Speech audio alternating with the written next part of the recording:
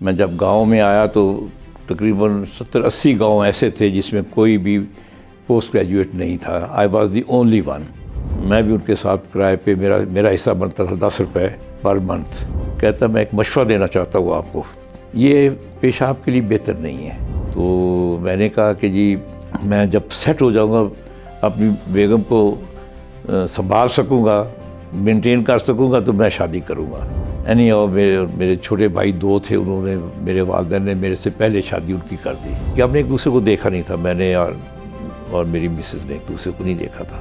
تو اس وقت سونے کا بھاؤ تھا 250 روپے پر تولہ.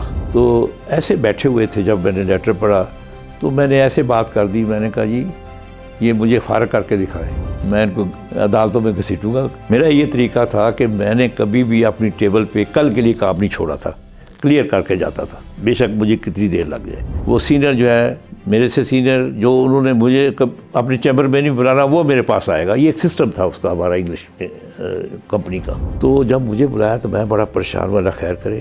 مجھے کہتے mister Rana what is this, are you in senses. وہ سارے میرے کٹا کے 78,000 مجھے ملے ٹوٹل, اور 47,000 کی جا کے میں نے FX نہیں خریدی. میں نے کہا تو بھی ریزائن کر دے. پنجابی میں کہ تو بھی ریزائن کر دے تاکہ کٹھے دونوں. انہوں نے کہا جی تھوڑا دماغ چل رہا ہے, میں یہ سینسس چاہ میں ریزائن نہیں کر رہی.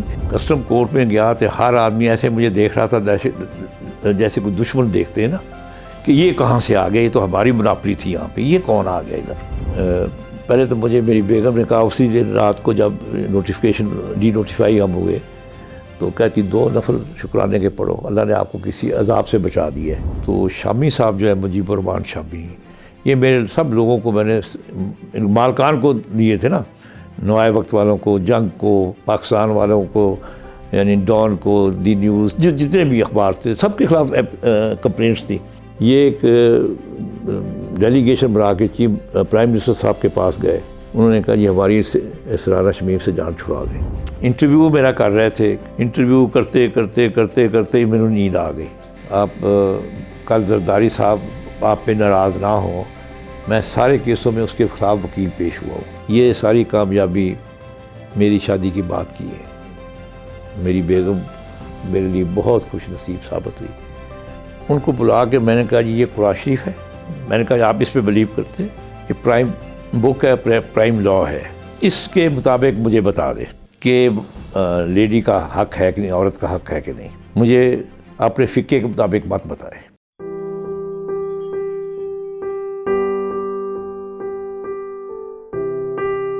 بسم اللہ الرحمن الرحیم. جسٹس ڈاکٹر رانا محمد شمیم, فارمر جج of Sindh high court and farmer chief جج گلگت بلتستان.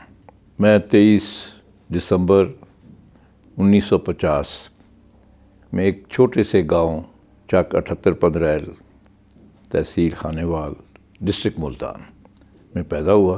میری ابتدائی تعلیم 8ویں تک, جس کو مڈل کہتے ہیں, وہ میرے گاؤں سے 1.5 کلومیٹر دور تھا اسکول. اس میں نے حاصل کی. صبح ڈیلی ہاتھ میں ٹاٹ, چٹائی چھوٹی سی جس کو یہ ٹاٹ کہہ رہے, بوری کی طرز کی ہوتی, وہ ہاتھ میں پکڑ کے کبھی کندھے پہ رکھ کے جاتا تھا, اور 1.5 کلومیٹر جانا اور 1.5 کلومیٹر آنا. یہ میرا روز کا یہ سسٹم تھا. اپنی تعلیم مکمل کی 1962 میں, مڈل کیا. اس کے بعد پھر خانیوال میرے گاؤں سے تقریباً کوئی 30-35 کلومیٹر تھا, لیکن کوئی سڑک نہیں تھی. ہمارے گاؤں میں کوئی بجلی وغیرہ نہیں تھی, کوئی ہاسپٹل نہیں تھا, کوئی نزدیک ہائی اسکول نہیں تھا.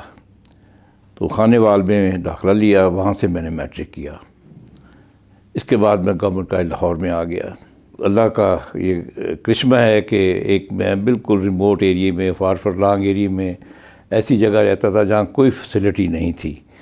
وہاں سے پھر اللہ تعالیٰ نے مجھے, یہ میرے ماں باپ کی شوق تھا پڑھانے کا, میری والدہ کا, میرے ماں باپ اتنے پڑھے لکھے نہیں تھے, تو ان کو بڑا شوق تھا. اور خاص طور پہ میرے والد صاحب نے کہا کہ میں نے آپ کو گورنمنٹ کالج لاہور میں داخل کرانا ہے. تو لاہور میں گورنمنٹ کالج میں داخل ہوا, جہاں سے میں نے ماسٹر کمپلیٹ کیا, انٹر سے ماسٹر تک وہیں پہ میں رہا 6 سال. اس کے بعد 1970 میں نے ماسٹر کیا. میں جب گاؤں میں آیا تو تقریباً 70-80 گاؤں ایسے تھے جس میں کوئی بھی پوسٹ گریجویٹ نہیں تھا. I was the only one. میرے والد کے پاس کچھ ایک پنچایت ٹائپ لوگ آئے کہ جی ہم رانا شمیم صاحب کو یعنی آپ کے بیٹے کو ہم لینا چاہتے ہیں ایز اے ہیڈ ماسٹر. وہ ہائی اسکول تھا چک نمبر 62 EB 62 WB. وہ وہاڑی کی طرف تھا, ہمارے گاؤں سے کوئی 10-12 کلومیٹر آگے تھا, ہو سکتا ہے 15 کلومیٹر آگے ہو. تو میرے والد صاحب تو راضی ہو گئے, لیکن میں نے کہا جی میں ٹیچنگ نہیں کرنا چاہتا, ٹیچنگ میں نہیں جانا چاہتا. تو بہرحال انہوں نے کوئی خوشی کا اظہار نہیں کیا, لیکن مجھے پھر میری ریکویسٹ پہ انہوں نے مجھے لاہور جانے کی اجازت دے دی. میں نے کہا جی میں تیاری کرتا ہوں, لاء کرتا ہوں. میں سوچا مختلف قسم کے, میں نے اپنے ان کو آپشن دیے. تو خیر وہ راضی ہو گئے, میرے ماں باپ دونوں, اور میری دادی بھی زندہ تھی. تو انہوں نے مجھے بڑے پیار سے, بڑی محبت سے مجھے رخصت کیا وہاں سے. اور مجھے یاد ہے کہ میری جیب میں کوئی 110 روپے تھے یا 105 روپے تھے ٹوٹل. 5 روپے کرایہ تھا, 250 کلومیٹر تھا یہ میرے گاؤں سے لاہور. تو لاہور میں پھر دوبارہ واپس گیا. تو وہاں پہ سمن آباد میں میرے ایک دوست تھے, میں اس کے, وہ بھی کرائے پہ رہ رہے تھے. تو میں بھی ان کے ساتھ کرائے پہ, میرا حصہ بنتا تھا 10 روپے پر منتھ. تو وہاں سے میں نے سٹارٹ کیا. 50 روپے کرائے پہ لیا تھا. اچھا یعنی بڑا گھر تھا, کوٹھی نما, یاد ہے مجھے 711 N سمن آباد. یہ مجھے اس کا نمبر ابھی تک یاد ہے. وہاں میں 2-2.5 سال کے قریب میں رہا. کوشش کرتا رہا کہ کہیں پہ مجھے کوئی ملازمت مل جائے. کچھ جو پہلی ملازمت ملی وہ مجھے جاودہ اخبار تھا ایز اے نمائندہ, جو انیشل سٹیج میں ہوتا ہے. تو وہاں پہ تقریباً میں نے 1 سال کے قریب کام کیا. 150 روپے مجھے تنخواہ ملتی تھی ٹوٹل. اور اس میں بڑا خوش تھا, میرا پورا ہو جاتا تھا, میرا کھانے پینے کا, رہنے کا اور کپڑوں کا میرا سسٹم ہو جاتا 150 روپے میں. I was very happy. کچھ عرصے کے بعد میرے جو سینئر تھے سہولت رضا تھے, وہ کافی اس نے جرنلزم میں ماسٹر کیا ہوا تھا, بڑے قابل اور بڑے شفیق انسان تھے. وہ میرے فرسٹ استاد وہ تھے, یعنی ٹیچنگ کے بعد جو پروفیشنل بھی میں کہہ رہا ہوں. تو انہوں نے ایک دن مجھے بلایا اپنے پاس, کہتا میں ایک مشورہ دینا چاہتا ہوں آپ کو, آپ کی مرضی اس کو ایکسیپٹ کریں یا نہ کریں. یہ پیشہ آپ کے لیے بہتر نہیں ہے. مجھے کہنے لگے جو میں آپ میں اسپارک دیکھ رہا ہوں تو آپ کو یہ چھوڑ دیں کسی اور جگہ پہ, جس کے لیے آپ, جو آپ کے دل میں آتا ہے, جو پروفیشن اڈاپٹ کرنا چاہتے ہیں. تو میں نے کہا جی میں تو لائر بننا چاہتا تھا, لیکن میں نے ماسٹر کر لیا. 2 سال وہ میرے گزر گئے. اب میں دیکھتا ہوں کہ میں یہاں داخلہ لیتا ہوں. تو ابھی میرے کوئی اتنے سورسز نہیں ہیں ابھی اس انکم میں, تو میں فیس بھی نہیں دے سکتا, کیونکہ میں اپنے والدین کو کہہ کے آیا ہوں میں اس وقت آؤں گا آپ کے پاس واپس جب میں کوئی کسی پوزیشن پہ پہنچ گیا. تو بہرحال اس کی جو انہوں نے مجھے نصیحت کی یا مشورہ دیا, تو میں نے اس کو اس پہ ایکٹ کرتے ہوئے میں نے ریزائن کر دیا. تھوڑی دنوں کے بعد مجھے پتہ چلا کہ سہولت رضا صاحب نے آرمی میں اپلائی کیا, تو وہ آرمی میں چلے گئے اور وہ بریگیڈیئر ہو کے ریٹائر ہوئے ہیں. لیکن اس کا انفارمیشن ڈپارٹمنٹ میں کوئی تعلق رہا, لیکن مجھے اس کے بعد کبھی میری ملاقات نہیں ہوئی آج تک. اچھا, اس کے بعد پھر میں وہاں سے ٹیچنگ شروع کر دی. جو میں نے کہا کہ میں نہیں کرنا چاہتا, تو میں کالج میں, یعنی کالج میں آپ کہہ لیں کہ شام کے جو ٹیوشن ٹائپ کالج ہوتے تھے نا جی, اس میں نے کی. لیکن اس میں بھی مجھے وہی پیسے ملے 150 350 روپے میرے سائن کرواتے تھے جب سیلری جی, لیکن دیتے مجھے 150 روپے تھے. ہاں جی, کیونکہ اس وقت کلاس 1 افسر کی یا لیکچر کی تنخواہ 350 ہوا کرتی تھی. باقی الاؤنسز علیحدہ تھے, وہ میکسیمم 450 500 بھی نہیں ہوتا تھا. پھر میرے والدین کو بڑی فکر ہوئی کہ جی یہ تو ہم سے جو وعدہ کر کے گیا, اس نے تو کوئی پوزیشن حاصل نہیں کی, کوئی انہوں نے CSS نہیں کیا یا کوئی اور جگہ پہ نہیں انہوں نے کوئی کوشش کی, تو یہ تو پھر وہیں پہ ٹیچنگ کر رہے ہیں, تو اس کی شادی کر دیتے. تو میں نے کہا کہ جی میں جب سیٹ ہو جاؤں گا اپنی بیگم کو سنبھال سکوں گا, مینٹین کر سکوں گا, تو میں شادی کروں گا. اور میرے چھوٹے بھائی 2 تھے, انہوں نے, میرے والدین نے میرے سے پہلے شادی ان کی کر دی, کہ آپ انتظار کریں, جب آپ کہتے ہیں سیٹ ہو جائے گے تو ٹھیک ہے. پھر یہ 1972 کے اینڈ کی بات ہے کہ ایک میرے دوست نے مجھے کہا, جہاں ہم کٹھے رہ رہے تھے, جی یہ کمپنی نئی نکلی ہے طارق ٹیک انٹرپرائزز, اس میں انہوں نے کوئی اسسٹنٹ مینیجر کی پوسٹ ایڈورٹائز کی ہے, تو آپ میرے ساتھ چلیں. تو میں نے اپلائی کیا ہوا ہے, آج انہوں نے انٹرویو کے لیے بلایا ہے. تو جب وہاں گئے تو میں نے دیکھا وہاں نام لکھا ہوا تھا میاں طارق محمود.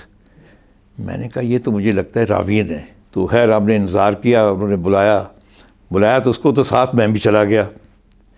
تو انہوں نے مجھے شناختہ چہرے پہ تو طور پہ جانتے تھے, لیکن اتنی ہماری دوستی یا تعلق نہیں تھا.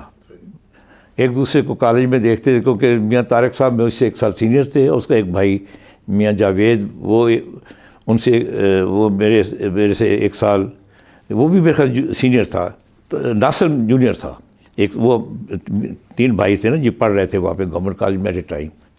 میاں ناصر کو میں اس لیے جانتا ہوں, ناصر محمود کو, کہ وہ انہوں نے الیکشن لڑا تھا. انگلش سوسائٹی ہوتی تھی جس میں ڈبیٹنگ سسٹم تھا, تو اس میں انہوں نے الیکشن لڑا تھا. تو مجھے یاد تھا, ان کو بھی یاد تھا میرا چہرہ. تو جب گئے بیٹھے تو جو جس کا انٹرویو تھا اس کو انہوں نے باہر بھیج دیا, میاں طارق محمود صاحب نے. تو مجھے کہنے لگے آپ کیا کر رہے ہیں؟ میں کہا جی میں فارغ ہوں, ٹیچنگ کرتا ہوں, شام کی ٹیوشن ٹائپ ہے, کوئی اتنا ریگولر کالج نہیں ہے. تو کہتا جی میں اس کو تو نہیں, میں آپ کو رکھ سکتا ہوں کہ میں آپ کو جانتا ہوں. تو میں نے کہا میں نے تو اپلائی نہیں کیا. کہتا جی جب میں کہہ رہا ہوں میں رکھ رہا, میں نے اونر میں ہوں, تو اپلیکیشن کی ضرورت نہیں ہے. بہرحال میں نے کہا جی مجھے ٹائم دیں, کیونکہ میں آیا تو اس کے ساتھ تھا, اس کی نوکری کے لیے وہ آئے تھے, تو میں نے اس کو کمپنی کیا. تو کوئی مناسب نہیں لگتا, مجھے ٹائم دیں, میں چاہ کے ان کو بتاؤں کہ یہ معاملہ ہے. تو انہوں نے کہا ٹھیک ہے, آپ جب آنا چاہیں, 1 ہفتہ ہے, ود ان 1 ویک آپ کے آ کے بتا دیں, ہم اگر آپ آنا چاہیں تو آپ کی اپائنٹمنٹ لیٹر ہم ایشو فوری کر دیں گے. تو میں جب واپس گیا 1 دن کے بعد, نہیں دوسرے دن, میں نے سارے جو دوست تھے ان کو بلایا, 3-4 تھے ہم لوگ. تو میں نے کہا جی یہ واقعہ ہے کہ انہوں نے مجھے, گئے تو آپ انٹرویو کے لیے تھے, سلیکٹ مجھے کر لیا, میں نے تو اپلائی نہیں کیا تھا. صرف اس بیس پہ میری کوالٹی کوئی ایجوکیشن کے نہیں, انہوں نے کہا جی راوین ہے, ٹھیک ہے جی, اس بنا پہ انہوں نے مجھے لیا ہے. انہوں نے تو آپ اگر اجازت دے, تو انہوں نے سب نے کہا جی میں تو ہو نہیں سکا, تو آپ کر لیں جا کے. اس طرح سے میں نے سٹارٹ کی. اور وہ بھی جب میں نے سٹارٹ کیا, مجھے یاد نہیں پڑتا کہ 300 یا 350 روپے پہ سٹارٹ کی مجھے. تو میرے لیے تو بہت بڑی رقم تھی نا جی, کہ یکدم مجھے 150 سے 200 روپے اور فالتو مل گئے. اس کے بعد میں نے جوائن کر لیا, جانا شروع کر دیا. تو 1 سال کے بعد مجھے کہتے ہیں کہ جی ہم نے آفس سیالکوٹ بنایا ہے, تو آپ چلے جائیں وہاں پہ. تو میں اکیلا تھا, میں نے کہا ٹھیک ہے جی, مجھے رہائش ملے گی. انہوں نے کہا جی وہ جو آفس ہے وہی آفس بھی ہے, رات کو آپ کی وہ رہائش کا بن جایا کرے گی, وہی بھی آپ سوئیں گے, وہی رہیں گے سارا, ٹھیک ہے.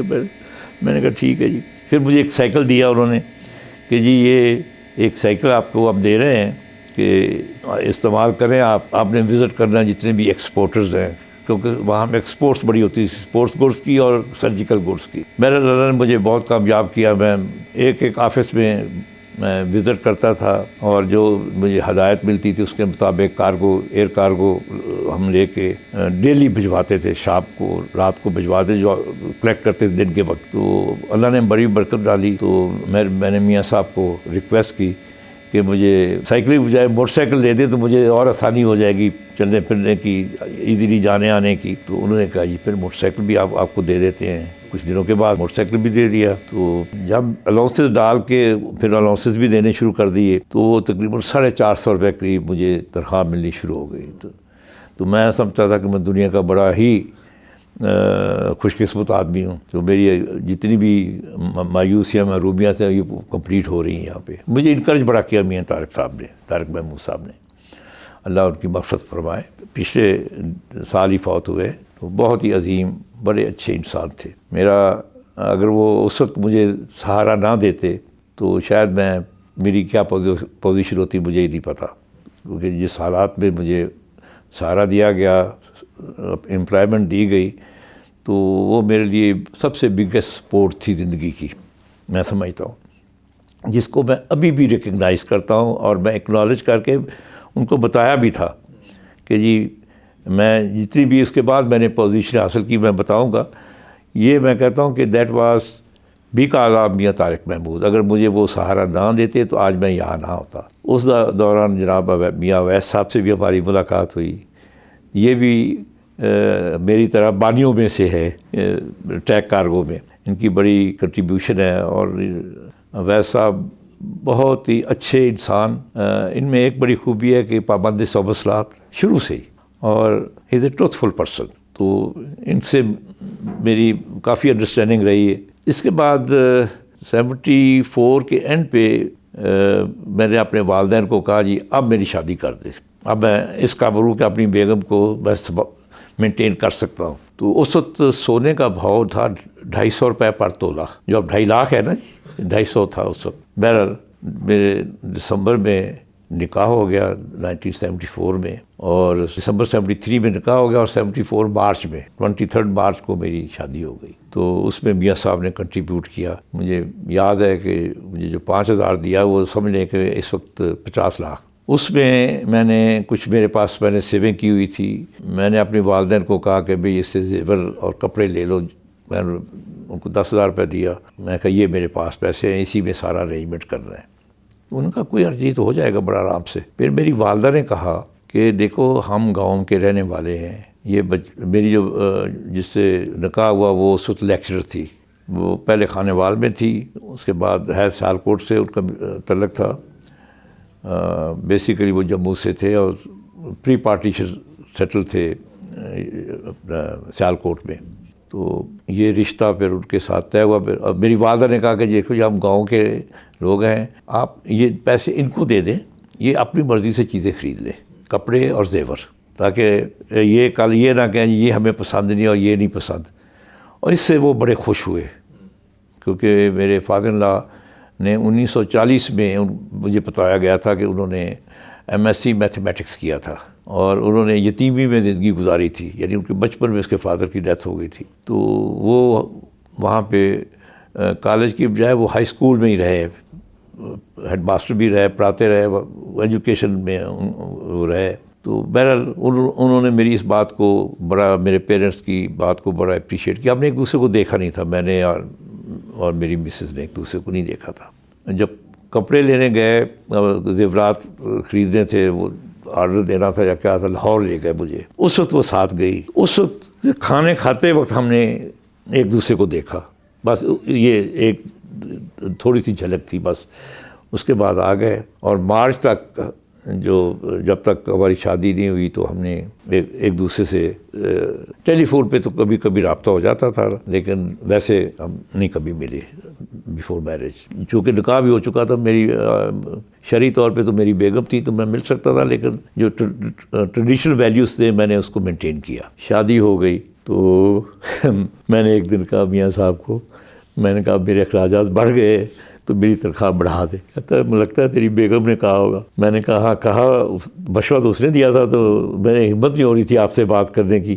کہتا جی تنخواہ بڑھا دی، تنخواہ بڑھا دی، بڑی ریزنیبل انہوں نے کر دی۔ پھر 1975 میں میکنن مکینزی نے ایڈورٹائز کی پوسٹ برانچ مینیجر کی، تو وہ چونکہ شپنگ کمپنی تھی، میں میاں صاحب کے مقابلے میں نہیں آنا چاہ رہا تھا، کیونکہ ایئر کارگو میں مجھے درمیان میں ایک میرے سے غلطی ہوئی تھی کہ میں نے BNS کو جوائن کیا، BNS کارگو کو تھوڑی دیر کے لیے۔ تو پھر میں نے ریزائن کر دیا اور میں میاں صاحب کے پاس گیا، اس نے پھر مجھے شفقت سے اپنے پاس رکھ لیا۔ یہ درمیان میں آیا میکنن مکینزی اور اس کے درمیان میں۔ تو میکنن مکینزی میں یہ ہوا کہ انٹرویو میں ایک ان کا فارنر تھا اور ایک کموڈور رضوی صاحب تھے، انہوں نے انٹرویو کیا۔ تو مجھے پوچھتے ہیں، میں نے کہا شاید مجھے رکھنا تو ہے نہیں، شپنگ کا میرے پاس تجربہ کوئی نہیں۔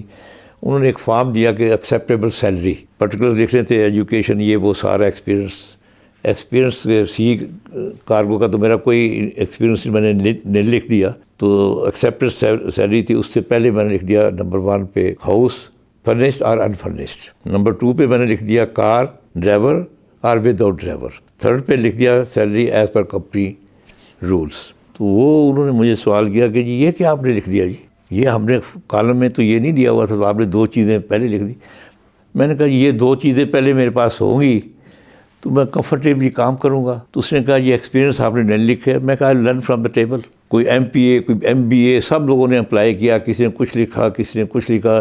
میکسیمم جو لکھا گیا کسی نے 4,500 تنخواہ لکھی اس وقت, بڑی بہت تنخواہ 4.5 لاکھ آپ کہہ لینا. تو کوئی 1 مہینے کے بعد مجھے جناب ان کا لیٹر آ گیا, یعنی 1 سیٹ تھی, پتہ نہیں کتنے لوگوں نے ہم نے انٹرویو دیا, تو اس میں مجھے وہ انہوں نے سلیکٹ کر لیا. اس نے جو گاڑی بھی دے دی, گھر بھی دے دیا, اور 2,500 کے 3,500 تنخواہ. تو میری بالکل لائف میں چینج آ گئی, بالکل بڑا میں خوش. پھر میں نے اپنی مسز کا ٹرانسفر کروا لیا کھانے وال سے کنیٹ کالج لاہور میں, تو لیکچر وہاں لگ گئی آ کے. میں بڑا خوش تھا کہ جی بڑا اچھی زندگی گزر رہی ہے, بڑا اللہ نے ساری خواہشیں پوری کر دی. تو میری خیال ایک خواہش رہ گئی تھی جو لاء کی, تو میں نے پھر لاء میں داخلہ لے چکا تھا. پہلا سال میں نے کر لیا تھا. دوسرے سال کے لیے چونکہ میں سیالکوٹ چلا گیا تھا تو وہ میرا کمپلیٹ نہ ہو سکا. اس کے لیے مجھے I have to wait for 3 years, کیونکہ میں جب آ کے دوبارہ شروع کیا تو 3 سال کے بعد یعنی 1975 میں میں نے یہ لاء کمپلیٹ کیا. تو پھر اس وقت جب مجھے یہ ساری فیسلٹیز تھیں, گاڑی بھی تھی, گھر بھی تھا, تنخواہ بھی بڑی اچھی تھی, DA بھی بہت بن جاتا تھا, تو میں مطلب اس طرح خوش تھا کہ میں نے کہا اگر وکالت اب شروع کی تو میں پھر 0 پہ آ جاؤں گا. میری بیوی کو کون مینٹین, کیسے میں مینٹین کروں گا؟ میں اپنے ماں باپ کو تو کہہ چکا ہوں میں, حالانکہ میرے ماں باپ ذمہ دار ہیں جنہوں نے اس وقت میرا خرچہ جو جب میں اسٹوڈنٹ تھا تو 400 سے 500 روپے فیس اور ہاسٹل کا خرچہ آتا تھا, جو کلاس 1 افسر کی تنخواہ بھی نہیں ہوتی سے بھی کے برابر تھا جب میں اسٹڈی کر رہا تھا. تو ماشاءاللہ زمیندار والد صاحب گاؤں کے اپنا نمبردار بھی تھے, الیکٹڈ ریپرزینٹیٹیو بھی تھے ان اپوسٹ, یعنی میرے والد صاحب کے مقابلے میں نہیں کوئی کھڑا ہوا تھا, نمبردار بھی گاؤں کے تھے. لیکن پھر بھی ان کی چونکہ اب 4 بھائی تھے تو محدود طریقے سے بڑے احتیاط سے, بڑا مطلب ہے کہ کوئی خوشحالی کے نہیں طریقے سے ہمیں پڑھایا تھا, بڑی تنگی میں پڑھاتے تھے. بلکہ والد صاحب کبھی کبھی زمین بھی بیچ دیتے تھے ہماری ایجوکیشن کے بارے میں, کیونکہ شوق میرے ہم سے زیادہ ہمارے والد کو تھا اور ماں کو تھا کہ یہ کسی طریقے سے بچے پڑھ جائیں ہمارے. بہرحال پھر میں نے کہا کہ میں رسک نہیں لیا اپنا وکالت کا, بڑا اٹینڈ کر رہا تھا دوستوں کو بھی, ساروں کو, مطلب جس طرح بڑی خوشحال زندگی. اچانک ایک دفعہ ایک لیٹر آ گیا 78 میں کہ جناب لاہور والی برانچ جو ہے وہ انگلینڈ سے لیٹر آیا کہ جی اس کو کلوز کر دیں. ہماری برانچ کلوز ہو گئی. تو انہوں نے کہا جی گولڈن ہینڈ شیک لیں, ہم آپ کو فارغ کر دیتے ہیں. سوائے سب کے میں نے کہا جی میں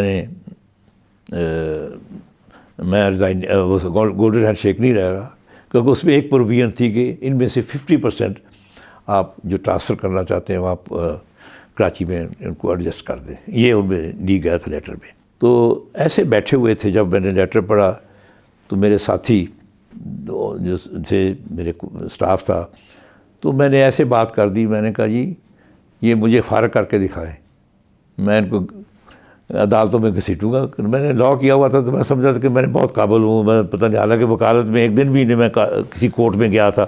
تو ویسے ایسے ہی وہ کسی طریقے سے ان تک پہنچا دی انہوں نے بات. تو مجھے چیئرمین نے بلوایا, فارنر تھا, تو مجھے کہتا you have threaten the company. میں کہا نہیں جی, میں نے تو اپنے رائٹس کے لیے میں نے بات کی ہے, اور ود ان پروویژن میں نے بات کی ہے, کیونکہ آپ کسی لیٹر میں لکھا ہوا ہے کہ آپ 50%. تو میں نے کہا میں 50% میں ایک ہی آفیسر ہوں, آپ مجھے آدھا تو نہیں کر سکتے, تو مجھے پورے کو لے گئے. تو بہرحال آپ کی ایجوکیشن کیا ہے, فلاں ہے, باتیں کرتے رہے, پتہ تھا ان کو. انہیں کہا جی ٹھیک ہے آپ کو ٹرانسفر کر دیتے ہیں یہاں پہ. تو میں نے کہا ٹرانسفر نہیں, plus shifting expenses as well, کہ میں جو رولز ہیں اس کے مطابق جو میں اچھا خاصا ٹرک کے پیسے لگے گے، سامان لے کے آنا ہے، سب کچھ لے کے آنا ہے، گاڑی لے کے آنی ہے. کہتے جی گاڑی تو آپ بائی ڈرائیو کر کے بھی آ سکتے ہیں. میں کہ نہیں، I'll not take risk. تو میں گاڑی بھی بک کراؤں گا، میں آؤں گا سارا. میری ساری باتیں انہوں نے مان لی. جب میں وہاں چلا گیا تو انہوں نے مجھے سزا دینے کے لیے مجھے 3 محکمے دے دیے. پہلا مارکیٹنگ، شپنگ میں مارکیٹنگ. دوسرا انہوں نے دے دیا لاء کا، کہ جتنے بھی ہمارے میٹرز ہیں، لیگل میٹرز ہیں، وکیلوں سے یا جو بھی ہے آپ نے ڈیل کرنا ہے. اور چوتھا دے دیا ریکروٹنگ کا، کیونکہ ہمیں فارن ریکروٹمنٹ ہوتی تھی. ایک بڑا واقعہ میں بتاتا ہوں ریکروٹنگ کا. میں نے وہ سارا، کیونکہ محنتی تو میں تھا، کیونکہ میں نے چوٹیں بڑی کھائی ہوئی تھیں، تو کام میرے لیے کوئی مسئلہ نہیں تھا. کام میں اپنے جس طرح سے، مجھے بڑا شوق تھا کام کرنے کا، یقین کریں، ڈے اینڈ نائٹ. میں شام تک بھی، رات تک بھی کام کرنے کو میں تیار ہوتا تھا. میرا یہ طریقہ تھا کہ میں نے کبھی بھی اپنی ٹیبل پہ کل کے لیے کام نہیں چھوڑا تھا، کلیئر کر کے جاتا تھا، بے شک مجھے کتنی دیر لگ جائے. تو ایک دن مجھے میرا جونیئر تھا انگریز، وہ مجھے کہنے لگا کہ mister Rana, you know you do well, but it is never be appreciated if the person sticks later sitting, they don't like it. As a friend اس نے مجھے بتا دیا. تو try to go right at 5 o'clock, otherwise it's a disqualification. تو میں نے پھر اس حساب سے کرنا شروع کر دیا. میں سمجھتا تھا کہ میں رات کو دیر تک، شام تک بیٹھتا ہوں تو میں تو بڑے مجھے اپریشیٹ کریں گے. اس نے مجھے گائیڈ کیا. یہ سلسلہ چلتا رہا. میں نے کوشش کی کہ جتنے بھی ہمارے کیسز تھے، یہ کوئی مجھے کسی نے گائیڈ نہیں کیا، قدرتی طور پہ یہ میرے سے ہو گیا، اور وہ میرے بڑا پلس پوائنٹ بن گیا. میں نے چیئرمین کو کہا کہ یہ جتنے بھی ہمارے کیسز ہیں، اس کی اب ہم ہیوی فیسز پر آورس دیتے ہیں. وہ ہمارا انگلش سسٹم تھا نا. تو اگر یہ کیسز ہم ان سے سیٹل کر لیں، یہ جو ہمارے وہ ہوتے تھے، اس میں جو اسٹوریج چارجز، لیٹ شپنگ آنی یا کوئی پھٹ جانی کوئی چیز، کلیم آتے تھے ہمارے پاس ایکسپورٹرز کے، امپورٹرز کے، ایکسپورٹر اور ایکسپورٹر دونوں کے، امپورٹرز کے. تو ہم اس کو بیٹھ کے سیٹل کر لیا کریں تو آپ کا 50% سے بھی کم آپ کا خرچہ ہو جائے گا. یہ جو آپ 200%، 300% آپ دے رہے ہیں، اس سے آپ یہ ریلیکس ہو جائیں گے. تو اس نے کہا کیسے کریں گے آپ؟ میں نے کہا جی میں کرتا ہوں ایسے. میں نے سارے جو لیٹیگنٹس تھے ان سے میں نے کنٹیکٹ کرنا شروع کر دیا. تو وہ الٹیمیٹلی ایک دن ایسا ہوا کہ ہمارے کوئی 80 سے 85% کیس ختم ہو گئے، کورٹ کے کیسز. وہ جو ہائی کورٹ میں تھے یا دوسرے معاملات تھے وہ رہ گئے. تو چیئرمین واز ویری ہیپی. اچھا، مجھے لیگل سائڈ پہ مجھے زیادہ دلچسپی تھی، تو میں کیونکہ وکیل بننا چاہتا تھا تو کورٹ میں جاتا تھا. پھر تھوڑا تھوڑا کام پکڑنا شروع کر دیا. کسی کی ڈیورس کا معاملہ آ گیا، کوئی ایگریمنٹ آ گیا، چھوٹے چھوٹے جس میں کوئی 1000-2000 روپے مل جاتے تھے، تو وہ میں نے کرنے شروع کر دیے. تو میں نے دیکھا کہ ادھر بڑا سبسٹینس ہے کراچی میں. میں کراچی کی بات کر رہا ہوں. تو میں نے ایک دن ریزائن کر دیا. جی میں وکالت میں آنا چاہتا ہوں. تو دی سیم چیئرمین مجھے اس نے بلایا. وہ ہمارا سسٹم یہ تھا کہ بلایا اس وقت جاتا تھا کبھی کوئی اس نے غلطی کی ہو کسی نے، ورنہ سینئر جونیئر کے پاس آتا تھا. وہ سسٹم یہ تھا، یہ نہیں بیل دے کے کوئی نہیں بلاتا تھا. وہ سینئر جو ہے میرے سے سینئر، جو انہوں نے مجھے اپنے چیمبر میں نہیں بلانا، وہ میرے پاس آئے گا. یہ ایک سسٹم تھا اس کا، ہمارا انگلش کمپنی کا. تو جب مجھے بلایا تو میں بڑا پریشان، والا خیر کرے. مجھے کہتے mister Rana what is this, are you in senses? Nobody has ever resigned from this company. So you are losing all benefits. You know, in 1983, اس کو ریزائن کیا نا. 1983 you have to, if you stay another 2 years, you will get a residency in UK. Indefinite stay دیتے ہیں, indefinite stay. کیونکہ it was a government company, no, British company, and other benefits you will lose. میں نے کہا سر یہ میری بہت بڑی خواہش تھی وکالت کی، تو میں وکالت اس لیے شروع کر رہا ہوں کہ میرے والد صاحب نے مجھے اجازت نہیں دی تھی. میں گیا ہوں تو میرے والد نے اجازت دے دی ہے، تو میں ہر رسک لینے کو تیار ہوں. جب انہوں نے اجازت دے دی مجھے، اگر اب میں نے نہیں کیا تو میں کبھی بھی وکالت میں نہیں آ سکتا. تو اس نے کہا جی وکالت میں آپ کیا دیکھ رہے ہیں، advocacy, what you foresee for that. میں کہا جی یس، ہاں، if I'll stay here maximum as a general manager, maximum I'll be retired. If I join legal profession, I may become a judge of high court, maybe advocate general, maybe prosecutor general. کہتا ہے Mr. Rana, I'll give you chance. You go for 6 months leave and try to adjust in a new profession, and if you feel adjusted, come and we'll accept your resign. Otherwise, rejoin us. بہرحال ان کی suggestion اچھی تھی. میں نے کہا ٹھیک ہے جی. میں چلا گیا. کوئی 1 مہینے سے پہلے، یعنی 1 مہینہ بھی پورا نہیں ہوا تھا، تو میں کیلکولیٹ کرتا تھا یہ نقصان ہو جائے گا، یہ فائدہ ہو جائے گا، یہ وہ سارا. تو میں الٹیمیٹلی میں تنگ آ کے میں ایسے ہی اٹھا اپنے چیمبر سے، جس کے پاس میں پریکٹس شروع کی تھی. تو میں یکدم چلا گیا آفس میں. تو میں نے وش کی ڈیزائر شو کی میں ملنا چاہتا ہوں چیئرمین صاحب سے. تو انہوں نے کہا جی وہ بزی ہیں آفٹر دی لنچ. تو لنچ ہمیں کمپنی دیتی تھی، تو میں بھی لنچ میں گیا، تو وہ لنچ میں نہیں آئے. اس کے بعد پھر میں ان کے پاس گیا. تو میں نے کہا جی I am sorry I disturb you, I can not sell in 2 boats، I have decided to resign. تو اس نے کہا جی ٹھیک ہے. میں کہا جی یہ وہ 3 months نوٹس ہے، یہ ویو کر دیں اور پیسے مجھے آج ہی دے دیں جو میرے بنتے ہیں. کیوں؟ میں نے یہ گاڑی لینی جا کے، دونوں گاڑیاں، مجھے 2 گاڑیوں نے دی ہوئی تھی، ایک فیملی کے لیے، ایک میرے لیے اور گھر. تو اور دوسری ریکویسٹ یہ ہے کہ مجھے گھر ایٹ لیسٹ 2 months میں کنٹینیو کرنے دیں مجھے. اس نے کہا جی ہاؤس فار 6 months، اور پیسے انہوں نے اسی وقت دے دیے. 6 مہینے مجھے اس نے دے دیے. 78,500، کیونکہ میں نے اکثر قرضے لیے ہوتے تھے جی. فریج لینی ہے قرضہ لے لیا، ٹی وی لینا قرضہ لے لیا. وہ سارے میرے کٹا کے 78,500 مجھے ملے ٹوٹل. اور 47,500 کی جا کے میں نے ایف ایکس نہیں خریدی. اس وقت یہ اتنے کی آتی تھی، 47,500 کی ٹوٹل. وہ لے کے چابیاں میں نے اسی وقت دی ان کو. تو بہرحال میں گھر لے کے آیا تو میں نے فون کیا اپنی مسز کو. میں نے کہا جی میں نے آج ریزائن کر دیا ہے. پہلے نہیں بتایا جو میں نے پہلے حرکت کی، جی میں نے ریزائن لکھ کے دے دیا یہ وہ. تو کی کیتا ہے؟ میں کہا جی میں وہ پیسے جڑے ملے سی ایک گاڑی لے آدی، تو باقی پیسے کھان پین واسطے جڑے. اس وقت میرے 4 بچے ہو چکے سی. ٹھیک ہے جی. لاسٹ میری بیٹی 83 پیدا ہوئی، احمد 79 پیدا ہوا. تو اس نے، میں نے کہا بھی تو بھی ریزائن کر دے. پنجابی میں کہ تو بھی ریزائن کر دے تاکہ کٹھے دونوں. انہوں نے کہا جی تھوڑا دماغ چل رہا ہے، میرا بھی میں جو سینسس چاہ میں ریزائن نہیں کر رہی. بہرحال 83 چ پھر میں وکالت سٹارٹ کی تھی. 500 روپے کرایہ دیتے ایک وکیل دے نال شیئر کیتا جی. وہاں سے پھر کرتے کرتے کرتے کرتے جو پہلا مہینہ تھا میرا، 1-2 مہینے کے لیے تو میرے پاس پیسے تھے نا، تو مجھے کچھ نہیں آیا. دوسرے مہینے کچھ نہیں آیا. میں جو ایکسپیکٹ کر رہا تھا نا جی، مجھے سارے بزنس مین جانتے ہیں، میرا تعلق ہے، میرا اتنی دیر میں نے ان کو یہ فیسلٹی دی، یہ فیسلٹی دی. تو میں جس کے پاس بھی جاتا تھا تو نیچے سے کہہ دیتے کہ ان کو بھگا دینا. تو میں چلتا رہا بس. اللہ کا شکر ہے میں ڈٹرمنٹ تھا. میں نے کہا انشاءاللہ ایک دن تو ایسا آئے گا کہ میں اس سے آگے نکلوں گا. اینی ہاؤ رات کے 12 بجے تک میں آفس میں بیٹھتا تھا، اکیلا تھا. گھر میں کھانا بھی میں نے خود پکا رہا ہوتا تھا، ہر چیز میں نے ارینج خود کرنی ہوتی تھی. تو 11:30 بجے ایک رات کو آواز آ رہی، کوئی ٹک ٹک ٹک ٹک.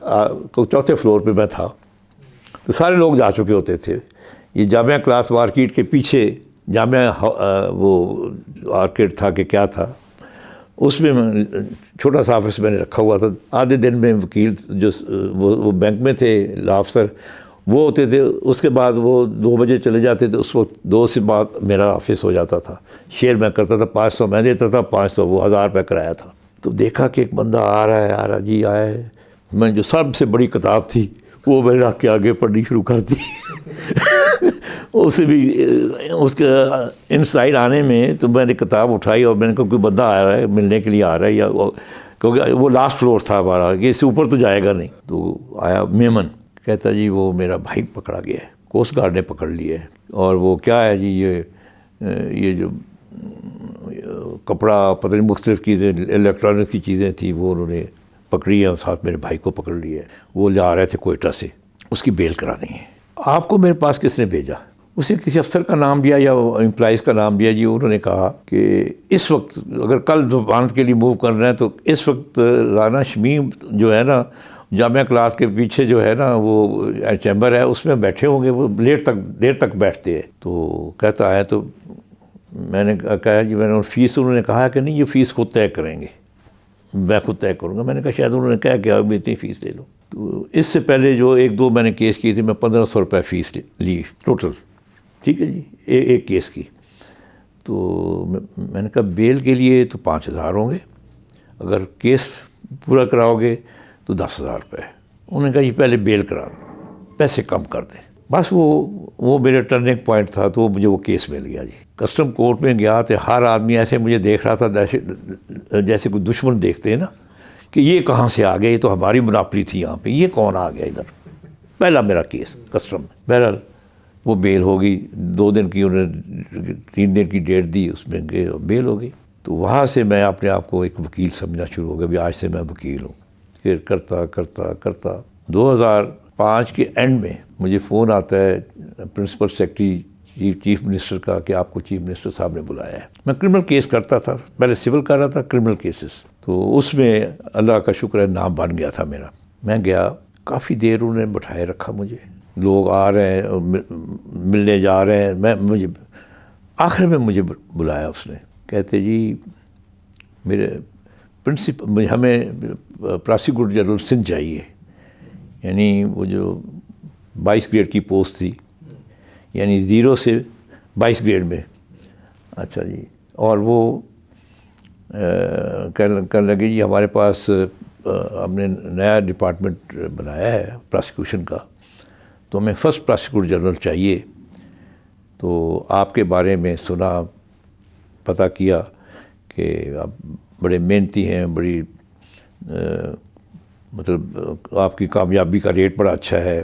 یہ ایوب شیخ صاحب جو ہمارے پرنسپل سیکرٹری ہیں, ان کے کسی عزیز کا بھی آپ نے کیس کیا تھا. تو ان سے میں نے نام پوچھا تو انہوں نے آپ کا نام لیا ہے. میں نے کہا ٹھیک ہے جی, اگر آپ آپ مجھے عزت دے رہے ہیں تو کوئی بھی وکیل اپنی وکالت اس سٹیج پہ نہیں چھوڑنا چاہتا. اس وقت میں اس سٹیج پہ تھا کہ مجھے جج شپ یا چیزیں کوئی بڑی نہیں نظر آ رہی تھی, کیونکہ جو میں فیس مانگتا تھا مجھے فیس مل جاتی تھی. کوئی بھی ایسے ایون آپ کے جو چیف منسٹر ہیں ان کے وہاں کے مراد علی شاہ صاحب کے والد صاحب کا میں وکیل رہا ہوں. بڑے بڑے جتنے بھی آپ شرازی فیملی ہے, جو بھی ہے, انہوں فیملی سب, مطلب میں بیسیکلی کرمنل سائڈ پہ ان کے جتنے بھی زمیندار ہیں بہت کیسز ہوتے ہیں. تو میں نے کہا جی ایک میری خواہش ہے, کیونکہ میرا خواہش تھی بننے کی ایڈوکیٹ جنرل, کیونکہ پہلی خواہش تھی میں ایڈیشنل ایڈوکیٹ جنرل بنتا, یا وہ تو میں بن نہیں سکا. مجھے وہ اگر میں وکالت چھوڑتا ہوں تو میری گاڑی پہ فلیگ ہونا چاہیے پاکستان کا. اگر وہ مجھے دے دیں تو میں جوائن کر لیتا ہوں جی. انہوں نے پوچھا, پرنسپل سیکرٹری کو بلایا, کہتا ہے وہ تو الاؤڈ نہیں ہے جی. پھر ٹھیک ہے جی, آپ مجھے اجازت دیں. میں باہر نکلا ہوں تو انہوں نے مجھے پھر بلوا لیا. کہتا ہے جی وہ بھی میرے اختیار میں ہے. میں پوچھا سیکرٹری سے, پھر پوچھا تو اس نے کہا کہ جی وہ کہتے ہیں جی آپ نوٹیفائی کر سکتے ہیں. انہوں نے نوٹیفیکیشن جو کہ انہوں نے کہا جی وہ بنا کے لاؤ کہ سمری یہ وہ بنائی ہوئی تھی. انہوں نے 2-3 نام لکھے تھے, اس میں میرا نام بھی لکھا تھا. انہوں نے میرا نمبر لاسٹ میں تھا, وہ میرا نمبر پہلے پہ کر دیا, اس نے مجھے اپروو کر دیا. تو میں اس طرح سے پراسیکیوٹر جنرل سندھ, پہلا پاکستان کا پراسیکیوٹر جنرل سندھ ہوا. لاہور میں جسٹس مشتاق تھے, مشتاق احمد, سیال کوٹ والے, ہائی کورٹ کے جج تھے, وہ تھے. تو 2 ہی پراسیکیوٹر جنرل تھے, ابھی باقی پروونسز میں بننے تھے, کیونکہ انہوں نے پراسیکیوشن کو سیپریٹ کرنا تھا.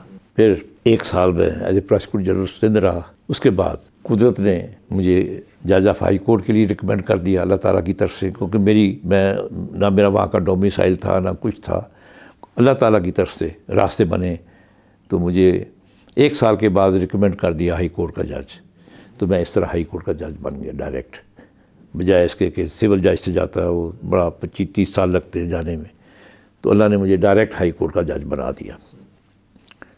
تو اس کے پیچھے میں کہتا ہوں دعائیں تھیں والدین کی، بیوی کی، یعنی میری بیوی میرے جو زندگی میں آئی تو میں نے ایسے فلائی کیا جی، اللہ نے مجھے ایسے راستے بنائے ان کی برکت سے۔ پھر یہ سارے ججز کو فارغ کر دیا، یہ جو پی سی او جنہوں نے اوتھ اٹھایا تھا ساروں کو 2009 میں، تو اس میں بھی فارغ ہو گیا۔ تو میں جب وکیل تھا تو میں میرے والدین جب زندہ تھے تو میں والدین کو باپ اور ماں کو کہا کرتا تھا میرے لیے دعا کرے جی میں جج بن جاؤں۔ والد میرے خاموش رہتے تھے، تو میری والدہ کہتی تھی اللہ آپ کو چیف جج بنائے۔ میں بڑا پریشان، میں نے کہا کہ جی میری والدہ تو یہ دعا کرتی تھی، تو والد خاموش۔ ایک دن والد سے میں نے پوچھا کہ آپ کیوں خاموش رہتے ہیں؟ تو مجھے کہتے ہیں جج بن کے جج رہ سکیں گے؟ یہ تو اللہ کا کلام ہے، آپ کیسے فیصلے کرنے ہیں؟ یہ آپ جو آپ کو جج بنائے گا وہ آپ سے کام بھی لے گا۔ تو میں نے اس لیے میں تنگ آ کے پوچھا، میں جب بھی کہتا والد خاموش ہوئے مسکرا دیتے تھے، والدہ کہتی اللہ آپ کو چیف جج بنائے۔ اچھا جب میں فارغ ہوا تو میں اور میری بیگم، پہلے تو مجھے میری بیگم نے کہا اسی دن رات کو جب ڈی نوٹیفائی ہم ہوئے تو کہتی 2 نفل شکرانے کے پڑھو، اللہ نے آپ کو کسی عذاب سے بچا دیا ہے۔ میں نے کہا ایک تو مجھے نکال دیا، ایک شکرانے کے مطلب میں اتنا مذہبی نہیں تھا جتنا میری بیگم صاحبہ تھی جی۔ تو بہرحال میں 2 نفل پڑھے جی۔ پھر جب عمرے پہ گئے کوئی 6 مہینے یا 8 مہینے کے بعد، تو میں خانہ کعبہ پہ بیٹھا رہتا، دیکھتا رہتا تھا ایسے ہی کہ میری والدہ کہتی تھی کہ اللہ آپ کو چیف جج بنائے، تو مجھے تو انہوں نے فارغ کر دیا جی۔ میں جج ہائی کورٹ کے جج سے فارغ ہوا، چیف جج تو بعد میں بننا تھا نا۔ لیکن پھر میں دل میں آتا تھا میری کہ ماں کی دعا یہ رد تو نہیں ہو سکتی، مجھے کوئی رستہ بھی نہیں آ رہا تھا وہ پوری کیسے ہوگی۔ اسی طرح میں حضور پاک کے روزے پہ گیا، حاضری دی، تو وہاں بھی میرے دل میں یہی ہوتا تھا، عبادت کم کرتا تھا تو میں سوچتا یہ رہتا تھا۔ ٹھیک ہے جی، کہتی میری بیگم کہتی انہاں چیزاں تو نکلیا شمیم، انہاں چیزوں سے نکلا، اللہ اللہ کریا کرو ہونے تو کوئی چیف جسٹس بلا لے یا کوئی وزیر بلا لے تو دسیا جائے گا، تو ایتھے آیا دیتے عبادت کر۔ تو بہرحال 2009 گزر گیا، 2010 گزر گیا۔ 2010 میں نے ارادہ کیا، میرا دل نہیں کرتا تھا کراچی میں پریکٹس کرنے کا، بھی یہاں میں جج رہا ہوں، اب ان کے سامنے میں پیش ہوں گا، ایک دوسرے کو جانتے ہیں، مطلب عجیب سا میری فیلنگ تھی۔ تو وہ پرنسپل یہ تھا کہ جہاں پہ آپ جج رہے ہیں تو وہاں پہ آپ وکالت نہ کریں یا آپ کا کوئی عزیز ہو۔ تو میں شفٹ ہو گیا اکیلا، میرا دل نہیں کر رہا تھا، ادھر سے میں نے آ کے اسلام آباد وکالت شروع کر دی۔ 1 سال پھر میں نے اسی طرح گزارا جس طرح میں نے جب میں فارغ تھا اس وقت گزارا تھا۔ بیٹا آ چکا تھا، یہ 2005 میں 4 میں آ گیا تھا، انگلینڈ سے کمپلیٹ کر کے اپنی ایجوکیشن، لا ایجوکیشن وہیں سے پڑھا ہے نا انہوں نے، اے لیول اور LLB وہیں سے کیے انگلینڈ سے۔ یہ انرول ہو چکا تھا۔ میں کہا آپ لاہور کراچی آفس سے والے میں ادھر آتا جاتا رہوں گا۔ تو یہاں پہ ایک اور موجے والی بات بتاتا ہوں کہ ہم نے اسی دوران گھر بھی توڑ دیا تھا وہاں کا، تو وہ بنانا تھا ہم نے، تو جتنے ہمارے پاس پیسے اکٹھے ہوئے تھے گاڑی بیچ دی، کافی چیزیں بیچ دیں، اور وہ رک گیا معاملہ۔ میں جب یہاں پہ آیا تو ایک میرے دوست ہیں، اس نے مجھے فون کیا کہ جی ایک کیس ہے آپ سے ڈسکس کرنا ہے۔ میں نے کہا جی میری 7 بجے فلائٹ ہے۔ تو اس نے کہا جی پھر ایسا ہی کریں کہ میں ابھی آپ کو آدھے گھنٹے میں بتاتا ہوں۔ تو آدھے گھنٹے میں فون آ گیا اس کا کہ اپنے بٹ صاحب نے کہا جی کہ جس کے پاس لے کے جانا تھا، اس نے کہا جی دوپہر کا کھانا میرے ساتھ کھا لیں۔ تو اس کے بعد میں نے کہا جی کیس کیا ہے؟ اس نے کہا جی سول کیس ہے، یہ بتایا کہ یہ ان کی ایک ممتاز سٹی ہے اور ان کا جھگڑا چل رہا ہے ان کے ساتھ، یہ ایئر فورس ہاؤسنگ کے ساتھ 75 کنال کا ہے۔ تو میں نے سول کبھی کیا ہی نہیں تھی، شروع میں کیا تھا میں، باقی سارا کرمنل سائڈ۔ میں نے ٹالنے کے لیے اس کو کہا یار، میں نے کہا جی ان کو کہہ دو جی میں تو فیس اگر ریزنیبل دینی ہے تو میں یہ کیس کروں گا، ورنہ میں نہیں کرنا چاہتا، میں جا رہا ہوں۔ اس نے کہا کتنی فیس؟ ایسے ہی میں نے کہا چھلانگ لگائی، میں نے کہا جی 50 لاکھ اور 5 لاکھ روپے خرچہ میرے آنے جانے کا، میں کراچی سے آنا جانا ہوتا ہے۔ انہوں نے کہا جی آیا تو صحیح، ذرا کیس تو دیکھ لو۔ بلایا انہوں نے، 8-10 منٹ بعد فون آ گیا، شاید انہوں نے کول ہی بیٹھے ہو۔ اچھا جی کھانا کھا لو جی، سارے کو آ کے کھانا کھایا، بیٹھے، کہتے جی وکالت نامہ بریف کیس سے نکالا، اس کو دیا، اس نے سائن کر دیا۔ تو میں نے اس کی طرف دیکھا، چوہدری صاحب کی طرف، اس نے ایسے کہا۔ میں جب جانے لگا تو بیگ آ گیا جی 55 لاکھ روپے۔ یعنی میں آئی can not think of it کہ مجھے یہ اتنی فیس مل جائے گی، ٹھیک ہے جی۔ اب مجھے جانتے نہیں ہیں، میری کراچی میں تو مجھے جانتے ہیں، یہاں تو کوئی جانتا کوئی نہیں ہے۔ بہرحال اس کیس نے میں نے گیا، کیس میں نے فائل کیا، تو وہاں پہ اختر شبیر صاحب تھے جج، جسٹس اختر شبیر، ساروں کے کیس سن رہے ہیں، میرا کیس انہوں نے ایک طرف رکھا ہوا تھا۔ وہ الیکشن پٹیشنیں چل رہی تھی کہ پتہ نہیں کیا چل رہی تھی، تو باقی ایڈجرن کر دی۔ تو میں نے کہا میرا بھی اس کو کہا ایڈجرن کر رہا، جج صاحب نے رکھا ہے جی۔ میں بڑا پریشان ہوا، میں نے کہا اللہ خیر کرے۔ اس میں امپلیمنٹیشن ہونی، سارے ان کے فیور میں آرڈر ہوئے تھے، امپلیمنٹیشن تو امپلیمنٹ کرانا ہائی کورٹ کا کام نہیں۔ میں نے چونکہ اللہ توکل میں پٹیشن فائل کر دی، میں نے کہا دیکھتے ہیں جی، 2 ان کے اختیار میں وہ نہیں ہے، لیکن جو 151 جو ہے ایک سیکشن ہے CPC کا، اس کے تحت انہیرنٹ اختیارات ہیں۔ تو جب ساروں کیسوں سے فارغ ہو چیمبر میں چلے گئے، میں نے کہا جی اس وقت میرے خیال 2:30 یا 3 کا ٹائم ہوگا، تو میں نے ایئرپورٹ کا، ایئرپورٹ وہاں سے نزدیک ہی تھا، میں نے جانا تھا، میں آدھے گھنٹے میں پہنچ جاؤں گا، وہاں پرانا ایئرپورٹ تھا نا اس وقت۔ تو مجھے جج صاحب نے چیمبر میں بلایا، جو وہاں پہ اصغر حیدر صاحب ایڈیشنل ایڈوکیٹ جنرل تھے، وہ بیٹھے ہوئے تھے، اور مجھے بلایا تو انہوں نے چائے رکھی ہوئی تھی، تو کہتے پلیز ہیو اے ٹی۔ میں نے کہا my lord, I am so and so, I come in this case. مطلب میں نے کہا کوئی شاید غلط فہمی ہوگی ان کو، تو کہتا ہی نو لیں۔ انہوں نے جناب چائے پی، چائے پینے کے بعد اسٹیروں کو بلایا، کہتے یہ دیکھ لیں جی، یہ آپ نے آرڈر کیا ہے، سائن کی ہے اس نے، یہ دیکھ لیں جی۔ اسٹے دے دیا مجھے انہوں نے، نہ میں آرگومنٹس کیا نہ کچھ کیا۔ تو یہ ہوتا ہے نا، جج پڑھ لیتا ہے نا جی، جب اس کے پاس آتا ہے کیس، امپلیمنٹیشن کا کیس، ڈائریکشن دینی تھی انہوں نے، نوٹس کر دیے اور اسٹے کر دیا کہ یہ اس پہ کوئی تھرڈ پارٹی ٹیسٹ کریٹ نہ کیا جائے، ٹھیک ہے جی، ٹل دی ڈسپوزل آف دس پٹیشن۔ اچھا جی، وہ پھر دوسری تاریخ پہ انہوں نے امپلیمنٹ کر دیا ان کا آرڈر کورٹ کا، تو میں نے وہ پٹیشن ودرا کر لی جا کے۔ ٹاپ سٹی میں وہ تھے، اس کا نام افتخار چودھری، افتخار اس کا جو مالک تھا اصل، تو اس نے ان کے پکڑے گئے تھے نیب کے اندر 2، ایک پٹواری تھا، ایک اور تھا، ریٹائر بندے رکھے ہوتے یا سروے میں، وہ پکڑے گئے تھے اس کے کیس، کسی کیس میں۔ تو وہ مجھے کیس مل گیا، تو انہوں نے کہا جی 50 تو ہم نہیں دیں گے، ہم 2 بندے ہیں، 10 دے کے 20 اور 5 خرچہ دے دیتے 25۔ میں کہا ٹھیک ہے، وہ کیس مل گیا۔ اچھا، کچھ عرصے کے بعد 2-3 کیس مجھے پھر انہوں نے 50 لاکھ کے دیے۔ میں مطلب ہے کہ ود ان نو ٹائم ہم نے گھر، اللہ کے، میں نے کہا بیٹے کو کہا شروع کر دو، کر کمپلیٹ کراچی کا وہ گھر ہم نے میرا بن گیا۔ اس دوران پھر میں نے یہ گھر خریدا، جو میرے جو فیسیں آئی نا، کیونکہ میں نے کہا جی میں رہتا ہوں، کبھی ہوٹل میں رہتا ہوں، کبھی کہاں رہتا ہوں، کبھی جو گیسٹ ہاؤس میں رہتا ہوں۔ تو انہوں نے کہا کہ جی VIP والے لڑکے ہیں نا، میاں مقبول صاحب، وہ میرا جونیئر تھا۔ جب میں کراچی وکالت کرتا تھا تو میرے پاس وہ ٹریننگ میرے پاس لی، پھر میرے ساتھ 3 سال اس نے کام کیا، تو وہ اس کا اونر ہے۔ ادھر بہت بڑا امیر ترین آدمی ہو گیا، اس کے بڑے بڑے پروجیکٹس ہیں۔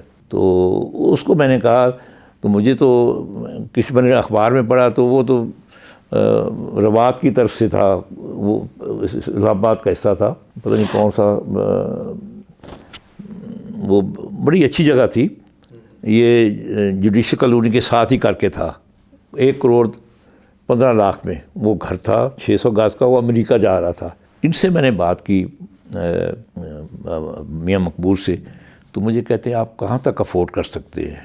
میں نے کہا میں 3 تک تو کر سکتا ہوں۔ وہ کیسے میں نے پلان کیا. میں نے کہا جی میرے پاس اتنے پیسے اس وقت ہیں تو باقی میرا ایک پلاٹ ہے میں وہ بیچ کے میں یہ 3 کروڑ تک تو میں کر سکتا ہوں. وہ شفیق تنولی کے تھرو اس کا جاننے والا ہوگا ایجنٹ, اس کے تھرو ہمیں اس گھر پہ لے آئے. تو اس نے کہا کہ جی وہ امریکہ شفٹ ہو رہے تھے, میاں بیوی UNO میں تھے, تو انہوں نے خود بنایا تھا یہ گھر. انہوں نے پہلے تو بہت پیسے مانگے, ہم اٹھ کے چلے گئے. پھر کوئی 2-3 مہینے کے بعد دوبارہ اس جو تنولی شفیق تنولی نے کہا کہ جی اب جو آپ نے آفر وہ کیا تھا, میں نے ان کو کہا تھا 3 سے زیادہ نہیں دے سکتا. تو وہ اس سے منگے تھے 480, بڑا فرق تھا. ٹھیک ہے جی, کہتے نہیں وہ آپ کی جو آفر دی تھی اس کے کہیں نزدیک ہیں, وہ انہوں نے جانا ہے کوئی قرضہ دینا ہے کہ پتہ نہیں کیا دینا ہے, کیا حساب کتاب تھا ان کا. تو آپ میں نے کہا جی پھر میں میاں صاحب کو لے کے آتا ہوں. میاں صاحب کو لے کے آئے تو یہ گھر جو ہے 3.10 میں طے ہو گیا جی, 3 کروڑ 10 لاکھ میں. میرے پاس تو اس وقت نہ چیک بک تھی نہ کچھ. تو میاں مقبول نے 1 لاکھ روپے اپنی جیب سے نکالا, اس کو ایڈوانس دے دیا. اس نے کہا جی مجھے 25 لاکھ چاہیے فوری طور پہ. تو میں نے کہا جی ودن 3 days میں دے سکتا ہوں. چیک بک میری پڑی کراچی میں منگواتا ہوں, تو پیسے میرے پاس ہے. تو اس نے کہا ٹھیک ہے. کوئی ریٹرن نہیں, کوئی کچھ نہیں, کوئی ایگریمنٹ نہیں. میں 25 لاکھ دے دیا, یعنی 26 لاکھ چلا گیا ان کے پاس. باقی کہتے جی ٹائم میں نے مانگنا تھا, اس نے مانگ لیا جی مجھے 4 مہینے چاہیے کہ 3 مہینے چاہیے جی, اس کے بعد میں اتنی دیر میری مجبوری رہنا. تو باقی اس وقت ٹرانسفر کے وقت اللہ تعالیٰ نے پھر وہ ہمارا جو پلاٹ بھی بڑی اچھی قیمت پہ چلا گیا, وہ بیچ کے ہم نے یہ گھر لیا. اس لیے پسند ہے کہ یہ جگہ نیچے والی ہمیں پسند تھی کہ یہ ہمارا چیمبر ہوگا. تو انہوں نے بھی دفتر بنایا ہوا تھا. پھر مجھے 2011 کی بات ہے, شروع میں دسمبر اس کا ہوگا 2010 کا, یہاں پہ عاقل عثمان صاحب تھے ممبر لیگل FBR. ان کو لیگل ایڈوائزر کی ضرورت تھی, اور جس پہ کسٹمز کا, جس کو میرا کسٹم کا بہت کام تھا, sale tax, customs, income tax, اور کرمنل سائڈ کے علاوہ یہ میرے پاس, کیونکہ جو میرا پہلا کیس ملا تھا وہ کسٹم کا ملا تھا. تو اس کو پھر میں نے اپنی ایک اس میں پرائرٹی 1 پہ میں نے رکھا ہوا تھا. اس میں نے کافی میری ریسرچ تھی, تو بڑی کامیابیاں بھی اللہ نے دی. اس میں بڑے بڑے کلائنٹس میرے رہے ہیں. وہ جو کلائنٹس تھے وہ اس میں ہر قسم کے لوگ تھے. پھر اسی دوران میں 1992 میں وہاں پہ جتنی ایمبیسیز تھی کراچی میں, کونسلیٹس, ان کا میں ایڈوائزر ہو گیا, امریکن کا, برٹش کا, سارے جرمن. تو ان کی طرف سے مجھے کافی سارے کسٹمز کے کیس آتے تھے, موسٹلی یا چائلڈ اڈاپشن کے یا فیملی ان کے پراپرٹی کیسز آتے تھے جو اوورسیز پاکستانی تھے. تو اس کے بعد اس نے کہا کہ آپ موو کریں اپلیکیشن. میں نے موو کروائی. میں نے کہا تھا کسی ڈپارٹمنٹ میں میرا دوست تھا ڈائریکٹریٹ کسٹم انٹیلیجنس میں, DG ریاض. اس کو میں نے کہا جی میری یہ ملاقات ہوئی, can you recommend me, forward my name. اس نے کر دیا. مجھے 50,000 کی ریٹینرشپ پہ میں اس کا FBR کا ایڈوائزر ہو گیا, اور ذمہ داری بہت بڑی تھی. ہر کیس کا مجھے فیس بھی ملتی تھی پلس ریٹینرشپ ملتی تھی. 2011 سے لے کے 2014 تک میں ان کا رہا, میں لیگل ایڈوائزر. 2000 دسمبر میرے خیال 20 یا 25 دسمبر سے پہلے کی بات ہے یا اس کے بعد کی بات ہے, بیفور اینڈ آف دسمبر مجھے چیئرمین بنا دیا گیا پریس کونسل آف پاکستان کا, اللہ تعالیٰ کی طرف سے. اور بہت بڑا, کیونکہ وہاں پہ سرونگ جج رہے ہیں یا ریٹائرڈ جج سپریم کورٹ کے. اس وقت جسٹس جاوید اقبال جو یہ اس کا چیئرمین تھا, اس سے میں نے ٹیک اوور کیا تھا. تو ساری جتنی پریس, مجھے کوئی تجربہ نہیں کسی پریس کا نہ کچھ, بہرحال اس کا میں ہیڈ بن گیا. میں نے سب کے خلاف نوٹس ایشو کیے, یلو جرنلزم کے, جو میرے پاس کمپلینٹس آئی تھیں مالکوں کے خلاف, بڑے بڑے جو ان کے ایڈیٹرز ہیں یا اسٹاف رپورٹرز ہیں, سب کو میں نے ایشو کر دی شو کاز نوٹس. تو اس میں یہ تھا کہ ان کو ہم 1.5 کروڑ تک جرمانہ کر سکتے تھے یا اور ان کو سسپینڈ کر سکتے تھے, ان کی لائسنس ختم کر سکتے تھے. تو شامی صاحب جو ہے مجیب الرحمان شامی, یہ میرے سب لوگوں کو میں نے مالکان کو دیے تھے نا, نوائے وقت والوں کو, جنگ کو, پاکستان والوں کو, یعنی ڈان کو, دی نیوز, جتنے بھی اخبار تھے سب کے خلاف کمپلینٹس تھی. مجیب الرحمان شامی پریزیڈنٹ تھے پریس والوں کے. یہ ایک ڈیلیگیشن بنا کے چیف پرائم منسٹر صاحب کے پاس گئے. انہوں نے کہا یہ ہماری اسرارہ شمیم سے جان چھڑا دیں, یہ جو چیئرمین صاحب آئے جو ہماری زندگی حرام کر دی, کیونکہ 23 ارب کے قریب ہم یہ جو ان کو جاتے تھے اشتہاروں کے مد میں, تو وہ میرے ڈپارٹمنٹ نے تقسیم کرنے ہوتے تھے. یہ سب سے بڑے جنگ والے بینیفیشری تھے, ڈان والے تھے, نوائے وقت والے تھے, بس یہ بڑے بڑے, اور جو چھوٹے اخباروں والوں کو شیئر نہیں جاتا تھا. انہوں نے کہا اچھا دیکھتے ہیں. وہ سمری آئی ان کی چیف جسٹس کے لیے, چیف جج کے لیے گلگت بلتستان کی, تو اس میں ٹاپ پہ نام تھا یہ جو ظفر علی شاہ صاحب سینیٹر تھے, اس وقت ختم ہو چکے تھے. اس طرح 4-5 نام تھے, 4 نام تھے میرے خیال. ان کے ذہن میں یہ تھا کہ اپنا رانا شمیم صاحب کے خلاف سارے لوگ آئے ہیں, تو چلو ان کو اس کا نام بھی شامل کر دو. انہوں نے شامل کر دیا نام, بلکہ مجھے جاوید صاحب تھے کہ پرنسپل سیکرٹری, مجھے یاد نہیں آ رہا نام, ان کا فون آیا کہ جی کانسنٹ دیں گے, آپ چیف جسٹس بننا چاہیں گے گلگت بلتستان کے. تو میں نے کہا جی میں بالکل, میں نے کبھی پہاڑی علاقہ دیکھا نہیں تھا, میں گیا ہی نہیں تھا کبھی, ادھر ہی رہتا تھا سارا. میں ڈرتا تھا پہاڑوں سے بھی جانا, سڑکوں سے, بس عجیب سا میرا تھا حساب تھا. اینی ہاؤ, تو میرا نام آخر میں لکھ دیا 5ویں نمبر پہ. دوبارہ سبری آئی, میاں نواشی صاحب تھے. یہ 23 اگست 2015 کی بات کر رہا ہوں. انہوں نے مجھے فون آیا طاہر رشید صاحب کا, پرویز رشید صاحب کا, وہ انفارمیشن منسٹر تھے, کہ میں انہی کی وہ جو chairman press council of Pakistan تھا, تو ان سے میرا تعلق تھا. میں انڈیپینڈنٹ تھا, اٹانومس باڈی تھی نا جی, لیکن تعلق انفارمیشن ڈپارٹمنٹ سے تھا. تو وہ مجھے فون کرتے ہیں جی آپ کو چیف پرائم منسٹر صاحب نے بلایا ہے. مجھے پتہ تو لگ گیا تھا جی میرا نام چلا گیا ہے, تو آپ اویلیبل رہیے گا. مجھے 1 ہفتہ انہوں نے روز مجھے صبح سے شام تک مجھے باؤنڈ ڈاؤن رکھا. پھر الٹیمیٹلی 23 اگست کو ان کا صبح فون آتا ہے کہ جی آج آپ کو 1 بجے بلائیں گے, اور آپ اتنے نزدیک رہیں کہ آپ 5-10 منٹ میں پہنچ جائیں پرائم منسٹر ہاؤس. پھر مجھے فون آ گیا جی نہیں وہ ان کو جانا پڑ گیا, تو انہوں نے آپ کی اپروول کر دی ہے ایز اے چیف جج گلگت بلتستان, یعنی چیف جسٹس گلگت بلتستان.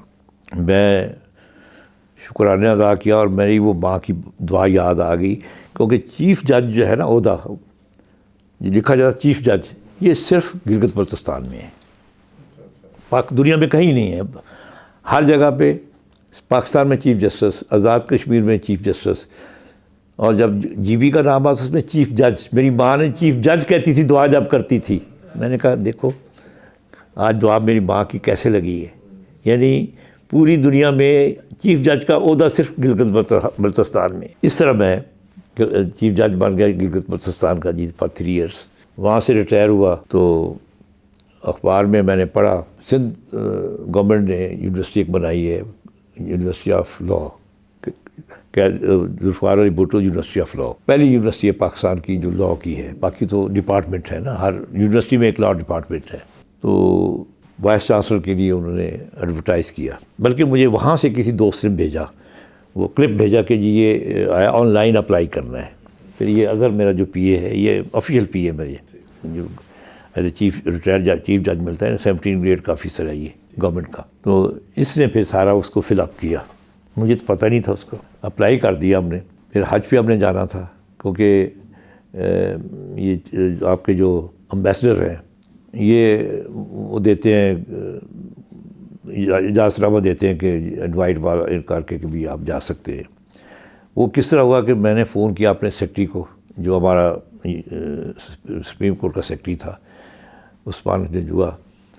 تو میں نے کہا کہ بھائی کہاں جا رہے ہو؟ مجھے کوئی کام تک. کہتا جی میں جو آپ کے بعد جو چیف جسٹس آئے ہیں وہ اور اس کی دو بیگمات ہیں اس کا، اور اپنا مجھے بلایا ہے امبیسڈر، سعودی امبیسڈر نے ٹائم آپ نے لیا تھا، تو اس کا حج کے لیے ہم کرنے جا رہے ہیں.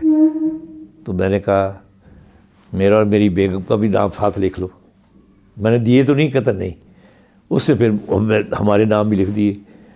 تو اس شام کو اس نے کہا جی آپ کی حج کے لیے انہوں نے یہ لیٹر مقالہ وہ ایشو کر دیے، یہ کاپی میں آپ کو بھیج دیتا ہوں. تو اب آپ کو کہیں ویزے لگوانے کی ضرورت نہیں، سیدھے آپ وہاں جائیں گے. تو وہاں آپ جا کے کسی بھی وہ جو حج گروپ ہے اس کو جوائن کر سکتے ہیں. جب میری برزوری آ گئی تو میں نے کہا جی میں نے اپلائی کیا ہوا تھا اس کو. میں نے کہا جی لکھ دو جی میں حج پہ جا رہا ہوں اس ڈیٹ سے اس ڈیٹ تک، میں واپس آؤں گا تو اس کے بعد انٹرویو رکھا جائے جو بھی ہے. بہرحال میں واپس جب آیا تو مجھے رات کو فون آتا ہے جی کل آپ کی اتنے بجے ریسرچ کمیٹی بیٹھے گی، اس کا انٹرویو ہے آپ کا. تو میں نے بیٹے سے کہا، میں نے کہا جی، تو اس نے کہا ابو آپ چلے جائیں. میں کہا رات کو میں نہیں جا رہا، میں صبح ٹکٹ لوں گا. تو انہوں نے 3 بجے کا رکھا ہوا ہے تو میں پہنچ جاؤں گا آرام سے. بہرحال میں آرام سے پہنچ گیا. تھکا آیا تھا، میرا برا حال، لیکن جس طرح حج سے آپ خود اندازہ کر سکتے ہیں. انٹرویو میرا کر رہے تھے، انٹرویو کرتے ہی میرے نیند آ گئی. میں سو گیا. کافی دیر بیٹھے رہے، بڑے چپ کر کے بیٹھے رہے. اور میں شلوار قمیض میں تھا وہ بلو کلر کی، اور میری مطلب عجیب سی حالت تھی. تو میں یکدم اٹھا، ادھر چائے پڑی ہوئی تھی، اور چائے رکھی نا تو اس کی پیالی کی وجہ سے مجھے جاگ آ گئی. وہ 13 ممبر تھے بیٹھے ہوئے چپ کر کے. تو میں نے ایک معذرت کی. میں نے کہا جی میں حج پہ گیا ہوا تھا، رات کو میں آیا ہوں، میں اس حالت میں صبح آپ کا انٹرویو تھا، میں صبح فلائٹ لی ہے تو میں ادھر آیا ہوں. تو ان میں سے ایک جو بیٹھی ہوئی تھی ممبر، وائس چانسلر ہی ہوتے ہیں سارے. تو کیونکہ میں بتا چکا تھا کہ میں نمبر 1 آپ کو کوالیفائی میں کرتا ہوں، میری 3 ریزنس جو 3 پوائنٹس میں کوالیفائی کرتا ہوں. ایک تو میں PhD لا ہوں، ٹھیک ہے جی. نمبر 2 آپ نے کہا کہ ریٹائر جج ہونا چاہیے، وہ بھی میں کوالیفائی کر رہا ہوں. نمبر 3 آپ نے کہا کہ اگر دونوں کیٹیگری میں آپ نہیں آتے، 3rd کیٹیگری ہے کہ آپ نے 10 سال پڑھایا ہو لاء کالج میں. تو 12 سال میں نے پڑھایا ہوا تھا. تو جب میں اٹھا تو میں نے کہا جی سارا اپنا بتایا حج کا. تو وہ کہتی ہے لگتا ہے آپ کی دعا قبول ہو گئی ہے. اس میں یہ تھا کہ 26 لوگوں نے اپلائی کیا، PhD لا صرف میں تھا، ٹھیک ہے جی. 25 میں سے انہوں نے 16 شارٹ لسٹ کیے، انٹرویو کے لیے 4 آئے. نمبر 1 جو تھا وہ میرے استاد تھے، وہ جسٹس ریٹائر تھے ہائی کورٹ سے، ہائی کورٹ سے، اور PhD بھی تھے لیکن لاء میں نہیں تھے. تو اس نے کہا کہ اگر میں ہو گیا تو میرا جو اسٹوڈنٹ ہے رانا صاحب، تو اس کو بھی پتا ہے، اس کے بعد میں بھی جا اس کا میں وکیل بھی رہا ہوں، اس کی پینشن کا معاملہ تھا، پھر پینشن میں نے لے کے دی. تو اس نے اپنے انٹرویو سے ودرا کر کے چلا گیا واپس. باقی رہ گئے 2، یہ تیسرا میں تھا. نمبر 1 پہ مجھے انہوں نے ریکمینڈ کیا، اور نمبر 2 پہ میرے خیال کوئی دوسرے تھے، میں تو ان کو جانتا تھا. پھر جب میں واپس آیا ہوں تو احمد کی مدر ان لا گئی ہوئی تھی، ڈاکٹر تھی، ڈاکٹر نشین، شیخ زید اسپتال جو ہے لاہور کا، اس میں وہ ڈاکٹر تھی. اپنی بیٹی کی وہاں ملنے کے لیے گئی تھی، اسٹڈی کر رہی تھی امریکہ میں، تو اس کی وہاں ڈیتھ ہو گئی. جس دن میں نے مجھے فون آیا چیف منسٹر ہاؤس سے کہ یہ آپ کو چیف منسٹر نے بلایا ہے چائے پہ کل. تو پھر ان سے میں نے پوچھا، انہوں نے کہا نہیں رات کو ڈیڈ باڈی آئے گی. تو میں چلا جاؤں، میں رات کو واپس آ جاتا ہوں. پھر میں ایسے ہی کیا، گیا تو بیٹھے تھے 2 ان کے منسٹر اور بیٹھے تھے. ان کے ہم نے آپ کو جانتے نہیں ہیں، دیکھا نہیں اتنا، کیونکہ آپ 2 تو فارن میں پڑھے تھے، تو اس وجہ سے تیسرے ناصر شاہ صاحب جب میں ہائی کورٹ کا جج تھا وہ مجھے جانتے تھے، تو اس لیے آپ کو بلایا ہے کہ یہ جوائن کل کرنا ہے. ہم سائن ابھی کرتے ہیں، ابھی نوٹیفائی کر دیتے ہیں کل جوائن کرنا. تو میں نے کہا یہ کل یہ معاملہ ہو گیا ہے. تو اس نے کہا کہ جی نہیں کل جوائن کر کے آپ چلے جائیں. اچھا، پھر میں نے ان کو یہ بھی کہا کہ میں دیکھ لیں آپ کل زرداری صاحب آپ پہ ناراض نہ ہوں، میں سارے کیسوں میں اس کے خلاف وکیل پیش ہوا ہوں. غلام حسین انڈر کے کیس میں، بم بلاسٹ والا کیس جو بم والا، اس میں بھی میں اس کے خلاف وکیل تھا. پھر ایک اور کیس تھا، اس میں بھی تیسرا کیس تھا یہ مزدہ بھٹو والا، اس میں میں اس کا پبلک پراسیکیوٹر تھا میں. تو لاسٹ کیس تو میں نے کہا یہ رانا مقبول والا کیس تھا، زبان گردن اور کاٹنے کا وہ کیس، میں تینوں کیسوں میں اس کے خلاف پیش ہوا ہوں. تو اس نے سندھی میں کہا ایکڑ منٹ میں سندھی میں ساری سمجھتا ہوں نا، بالکل پنجابی کی طرح سمجھتا ہوں، پڑھ بھی لیتا ہوں کیونکہ جج کے طور پہ میں ایف آئی آر ساری ہر چیز سندھی میں ہوتی تھی نا وہاں پہ. تو میں نے کہا جی ان سے پوچھ لیں، میں ان کے خلاف پیش ہوتا رہا. انہوں نے کہا جی میں پوچھ لیتے ہیں جی. پوچھ کے انہوں نے کہا جی ان کا جی وہ وکیل ہے، وہ کسی کی طرف سے بھی ہو سکتا ہے، اگر میرٹ پہ ہے تو سواد پڑا. اس وجہ سے نہ کریں کہ تو اچھی بات ہے اس نے بتا دی ہے، تو اگر وہ میرٹ پہ ہے تو بیٹھے. تو اس کے بعد انہوں نے سمری سائن کی. اس کے بعد ریٹائر ہو گیا ہوں میں پچھلے سال سپٹمبر میں.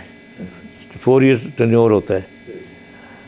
اس کے بعد پھر میں کچھ زمیندارے میں اسی گاؤں میں چلا گیا. ہماری کچھ زمینیں ہیں، اس کو میں نے آباد کرنے کی کوشش کی، کیونکہ والد صاحب تو 92 میں فوت ہو گئے تھے، والدہ 2000 میں فوت ہو گئی تھی. تو بس اس تھوڑا سا اپنے آپ کو بیزی رکھنے کی ادھر، اور دوسرا کنسلٹیشن، لیگل کنسلٹیشن کا کام بیٹے کے ساتھ، اور آربٹریشن یہ میں کر رہا ہوں. تو بس یہ میری زندگی ہے. بڑی ابتدا والی زندگی تو میری بڑی سخت گزری ہے جی، میں نے جیسے بتایا ہے. اور اس جگہ پہ گریجویٹ ہونا بہت بڑی بات تھی. میرے اس علاقے میں ایک ہی گریجویٹ تھا، وہ پاکستان سے پہلے کا گریجویٹ تھا. وہ ہمارے استاد بھی تھے، اور اللہ ان کی بخشش کرے، درجات بلند کرے. بہت اچھے انسان تھے. یا وہ تھے یا اس کے بعد میں تھا. ایف اے کے بعد کوئی نہیں گیا اوپر. ہاں میرے بعد لوگ گئے ہیں ایگریکلچر میں، کسی نے ایم ایس سی کی ہے، کسی نے اور کچھ کیا ہے. تو یہ میرا جی لائف گزری ہے اس طرح سے، اور اللہ کا شکر ہے کہ بڑی عزت سے گزر گئی، اور میں مطمئن ہوں اپنی لائف سے. اللہ نے مجھے احمد دیا، بیٹا دیا، 3 بیٹیاں دی ہیں. وہ اپنے اپنے گھروں میں سب ماشاءاللہ سیٹل رہے، زندگی گزار رہے ہیں. اور میں ہمیشہ یاد رکھتا ہوں جتنے بھی میرے پرانے دوست، میں ڈھونڈتا ہوں، کلاس فیلو کو ڈھونڈتا ہوں، جہاں مل جاتا ہے میں پھر اس کو وہاں جاتا ہوں، ملنے جاتا ہوں. اور اکثر تو ہمارے جو ساتھی تھے اللہ کو پیارے ہو گئے ہیں، جو ہمارے کلاس فیلو ہوتے تھے، لیکن ابھی بھی ہیں، ان سے میری ملاقات رہتی ہے. یہ میری زندگی کا نچوڑ ہے، یا زندگی کا جو میں نے بتائی ہے. اللہ نے بہت عزت بخشی ہے. یقین کریں کہ میں اس کا جتنا بھی شکر ادا کروں کم ہے. اور اس کا میں نے جس طرح پہلے بتایا ہے، یہ ساری کامیابی میری شادی کی بات کی ہے. میری بیگم میرے لیے بہت خوش نصیب ثابت ہوئی، اور وہ 4 سال پہلے اللہ کو پیاری ہو گئی جی. تو اللہ ان کے درجات بلند کرے. احمد ماشاءاللہ اپنے پروفیشن میں بڑی محنت کرتا ہے، اور اچھے وکیلوں میں شمار ہوتا ہے اس کا. بیٹیاں تینوں لاہور میں ہیں، اپنے اپنے گھروں میں خوش ہیں، بچوں کے ساتھ، اپنے میاں کے ساتھ خوش ہیں. ایز اے وکیل ایک کیس میرے پاس آیا تھا. وہ ایک کلیکٹر کسٹم تھے، وہ کالج میں میرے ساتھ، ہم اکٹھے ہی ہم نے ماسٹر کیا، لیکن دوستی نہیں تھی، تعلق نہیں تھا. اس پہ کیس بن گیا. تو اس کا میں نے لیگل ڈائریکٹ ہائی کورٹ میں چیلنج کیا. کسٹم کا کیس تھا. تو اس میں اللہ تعالیٰ نے مجھے کامیابی دی. بہت وہ کوئی تقریباً 2 مہینے کیس چلا. میں ہر روز یعنی منڈے چھوڑ کے اور فرائیڈے چھوڑ کے 11 بجے کے بعد وہ میں کیس ٹیک اپ میرا کرتے تھے. تو 2-2.5 مہینے چلا میں نے کیس کیا جی. اور میرے مد مقابل عابد زبیری صاحب تھے, بڑی محنت کی اس نے. یہ نئے بیرسٹر بن کے آئے تھے جو پریزیڈنٹ بار کے بھی رہے ہیں. تو اس کیس میں اللہ نے مجھے بہت کامیابی بخشی. پھر وہ چیلنج ہو گیا دوبارہ کہ نہیں جی پروسیڈ کریں گے ری ٹرائل کے لیے. تو ری ٹرائل میں ان کو کنوکشن ہو گئی کیونکہ میں ٹرائل کورٹ میں اس کا وکیل نہیں تھا. اس کے بعد پھر میرے پاس اس کی بیگم اور اس کا بھائی آئے. انہوں نے مجھے انگیج کیا ہائی کورٹ میں. ہائی کورٹ میں آئی واز سکسیزفل. وہ بڑا کنٹیسٹڈ کیس تھا, بڑا چلا. ہائی کورٹ میں بھی دوبارہ بہت چلا, اس میں بھی مجھے کامیابی ہو گئی. پھر وہ سپریم کورٹ میں چیلنج ہوا, اس میں بھی اللہ نے مجھے کامیابی دی. ایک وہ کیس تھا. دوسرا جو بلکہ ایز اے وکیل میں بتا رہا ہوں, دوسرا ایک کیس تھا یہ اسٹیل ملز کا, ویریس اسٹیل ملز. وہ اس طرح تھا کہ ان کا کیس چل رہا تھا کسٹم کورٹ میں. کوئی ان پہ ایلیگیشن یہ تھا کہ جی انہوں نے ریبیٹ سینکشن کیے اس وقت ان کروڑس. اس کو ابھی جوائن کیے ہوئے کلیکٹر کوئٹہ یہ تھے, تو اس میں جوائن کیے ہوئے ابھی فیو ڈیز ہوئے تھے. تو وہ پیچھے سے پہلے آلریڈی آ رہا تھا, تو اس نے وہ آن دی بیسز آف ریکارڈ جو بھی اس کے پاس آیا اس نے الاؤ کر دیا. تو اس کو کلیکٹر کوئٹہ والے کو انہوں نے اس کے خلاف کیس کیا, اور اس کے پاس جو امپورٹرز تھے ایکسپورٹرز تھے ان کے خلاف کیس کیا. اور بلکہ ایک ایڈوائزر تھے کسی ناصر زیدی شاعر بھی تھے, اور وہ ناصر زیدی نہیں, یہ بھی شاعری کرتے تھے لیکن لوکل لیول پہ, سندھ لیول پہ کرتے تھے. اس کو انہوں نے شامل کیا, اور 3 جو ایکسپورٹر تھے اور امپورٹر تھے ان کو شامل کیا کہ یہ جو انہوں نے ان کو ریبیٹ دی گئی ہے یہ غلط دی گئی ہے, اور اس میں یہ انہوں نے کرپشن کے ذریعے یہ دی. بہرحال اس کو کلیکٹر کو اریسٹ کر لیا. اریسٹ کرنے کے بعد کیس چلا. اس کو زبان تھی, میں اس کا وکیل نہیں تھا, تو چونکہ ہم کالج میں اکٹھے تھے تو وہ کورٹ میں آیا ہوا تھا, تو مجھے اس نے کیس کہا جی میں ڈسکس کرنا چاہتا ہوں. میرے پاس آیا, میں نے ڈسکس کیا. میں کہ آپ کے خلاف کیس بنتا نہیں ہے, کیا ایڈوائز کرتے ہیں؟ میں کہ اس کو چیلنج کرتے ہیں آپ ڈائریکٹ ہائی کورٹ کے اندر. یہ بات ہے 94 کی, 93-94. وہ 2-2.5 مہینے کیس چلا, اور اپوزٹ سائڈ پہ تھے عابد زبیری صاحب. بڑی محنت کی انہوں نے, بڑا کنٹیسٹ کیا دونوں نے کیس. بہر الٹیمیٹلی میری وہ جو پٹیشن تھی الاؤ ہو گئی اور اس کو بری کر دیا. اس کا وہ چیلنج ہائی کورٹ کا جو آرڈر تھا وہ چیلنج ہوا سپریم کورٹ میں. سپریم کورٹ نے اس کو ریمانڈ بیک کر دیا کہ نہیں جی سیٹیسفائڈ کر کے جی ری ٹرائل کریں ان کا. ری ٹرائل میں وکیل نہیں تھا, تو ان کا جو وہاں کا کسٹم کورٹ کا جو وکیل تھا اس میں اس ٹرائل کے بعد اس کو کنوکشن ہو گئی. بلکہ اس دوران نہیں, یہ کسٹم کورٹ سے جب ٹرائل چل رہا تھا تو اس وقت نیب میں وہ کیس ٹرانسفر ہو گیا تھا.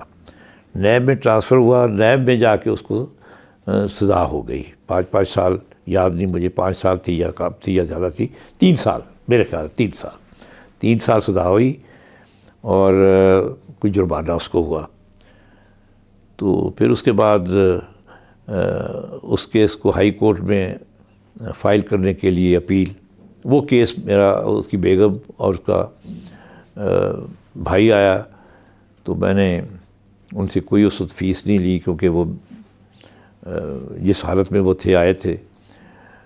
تو میں نے اپیل فائل کی. اپیل فائل میں نے کرتے ہوئی میں نے دوسری اپلیکیشن فائل کر دی فار سسپینشن آف سینٹینس. تو اللہ کا شکر ہے کہ پہلی ہیئرنگ پہ ہی یعنی نوٹس ہوا، دوسری جب ہیئرنگ ہوئی تو اس کی جو سینٹینس تھی وہ سسپینڈ ہو گئی، بیل ہو گئی، اس کی باہر آ گئے۔ پھر اس نے مجھے چیک دیا، فیس کا مجھے اچھی طرح یاد نہیں، وہ کیس چلتا رہا۔ الٹیمیٹلی وہ کیس ہماری فیور میں ہو گیا، جو آرڈر کیا ہوا تھا پہلے سنگل جج نے، جسٹس اسلم آرائیں صاحب تھے اس جج جو انہوں نے اس وقت کیا تھا، تو یہ میری اپیل جو تھی وہ الاؤ ہو گئی، اور جو اس کی سزا اور جرمانہ سیٹیسفائیڈ ہو گیا، جو سینٹینس تھی کنوکشن سیٹیسفائیڈ ہو گئی۔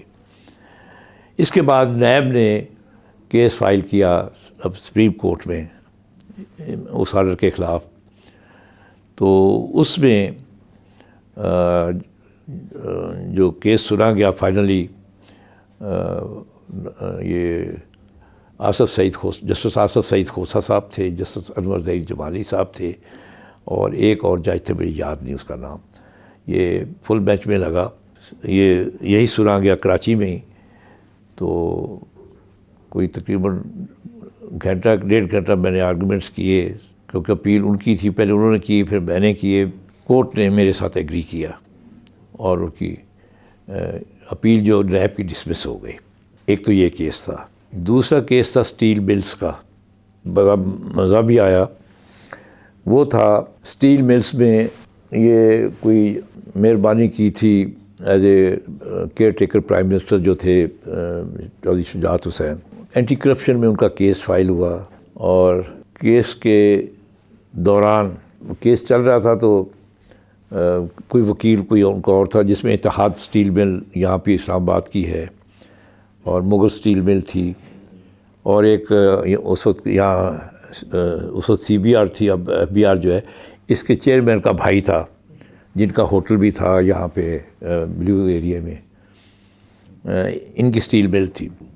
یہ 3 اسٹیل ملز تھی جن کے جو اونرز کو اس میں امپلیکیٹ کیا تھا، تو انہوں نے بڑے بڑے وکیل کیے، جس طرح شریف الدین پیرزادہ کیا ہوا تھا، تو انہوں نے پھر مجھے کر لیا۔ مجھے اب یاد نہیں کہ کس کے ریفرنس سے آئے تھے، بہرحال انہوں نے مجھے کر دیا، تو میں نے کہا کہ یہ کیس بنتا نہیں ہے۔ میں نے ہائی کورٹ میں چیلنج کیا، وہ ان کو بری کر دیا جی۔ اس کے بعد یہ ان کے خلاف سپریم کورٹ میں آ گئے سارے، تو سپریم کورٹ میں الحمدللہ اللہ نے مجھے عزت بخشی، یہ ان کی اپیل گورنمنٹ کی ڈسمس ہو گئی۔ بڑا کنٹسٹڈ کیس تھا۔ پھر ایک میاں ناصر محمود کے خلاف کیس ہوا تھا، کہ وہ برٹش ایئر ویز میں کوئی نارکوٹکس چلی گئی تھی، کسی نے بک کرائی، تو بجائے ان کے جو مینیجر تھے اس وقت برٹش ایئر ویز کے کین مارشل تھے، ٹھیک ہے جی، اس کو انہوں نے ایکیوز کر دیا، میاں ناصر محمود کو کر دیا، اور ایک اور تھا کلرک جس نے ایئر وے بل بنایا تھا، اس کو کر دیا۔ تو کسٹم کورٹ میں کیس چلا، اور مطلب ٹرائل میں ہی تھا، تو مجھے کین مارشل نے برٹش ایئر ویز کے جو تھے انہوں نے مجھے کانٹیکٹ کیا، انگیج کیا۔ تو پہلے تو اس نے اے کیو حلے پوٹے صاحب تھے، بڑے سینئر وکیل تھے، اس کو کیا ہوا تھا، تو ہائی کورٹ میں اس نے مجھے کر دیا۔ تو میں نے ان کو یہی کہا کہ آپ کے خلاف تو کیس نہیں بنتا، آپ کے پاس کوئی کنسائنمنٹ لے کے آیا ہے، آپ اس کو چیک کر نہیں سکتے، آپ نے بک کی، آپ نے انڈرٹیکنگ لی کہ بھی اس میں کوئی نارکوٹکس نہیں ہے، فلاں ہے، یہ وہ۔ تو یہ جب چیک کی تو اس میں سے وہ ایک چیز نکلی، تو how they can be nominated as a responsible. تو یہ تو ان کے ساتھ غلط ہوا ہے، یہ تو نہیں ہونا چاہیے تھا۔ بہرحال ان کا میں وکیل نہیں تھا کسٹم کورٹ میں۔ ہائی کورٹ میں نے چیلنج کیا، تو میاں ناصر محمود نے بھی مجھے کانٹیکٹ کیا، میں نے اس کو شامل کر لیا، تو وہی رزلٹ ہوا، وہ ایکوٹ ہو گئے، میری پٹیشن الاؤ ہو گئی۔ اور اس کے بعد گورنمنٹ چلی گئی، کسٹم والے چلے گئے سپریم کورٹ میں۔ سپریم کورٹ میں اللہ نے مجھے عزت بخشی، ان پریزنس آف میاں ناصر محمود بھی وہاں بیٹھے ہوئے تھے، کیونکہ وہ ان کو سزا تو نہیں ہوئی تھی نا جی، تو یہ کیس ختم ہو گیا تھا. کلائنٹ سارے بیٹھے ہوئے تھے، آرگومنٹس کیے، اللہ نے عزت بخشی اور وہ اپیل گورنمنٹ کی ڈسمس ہو گئی، ان کی جان چھوٹ گئی.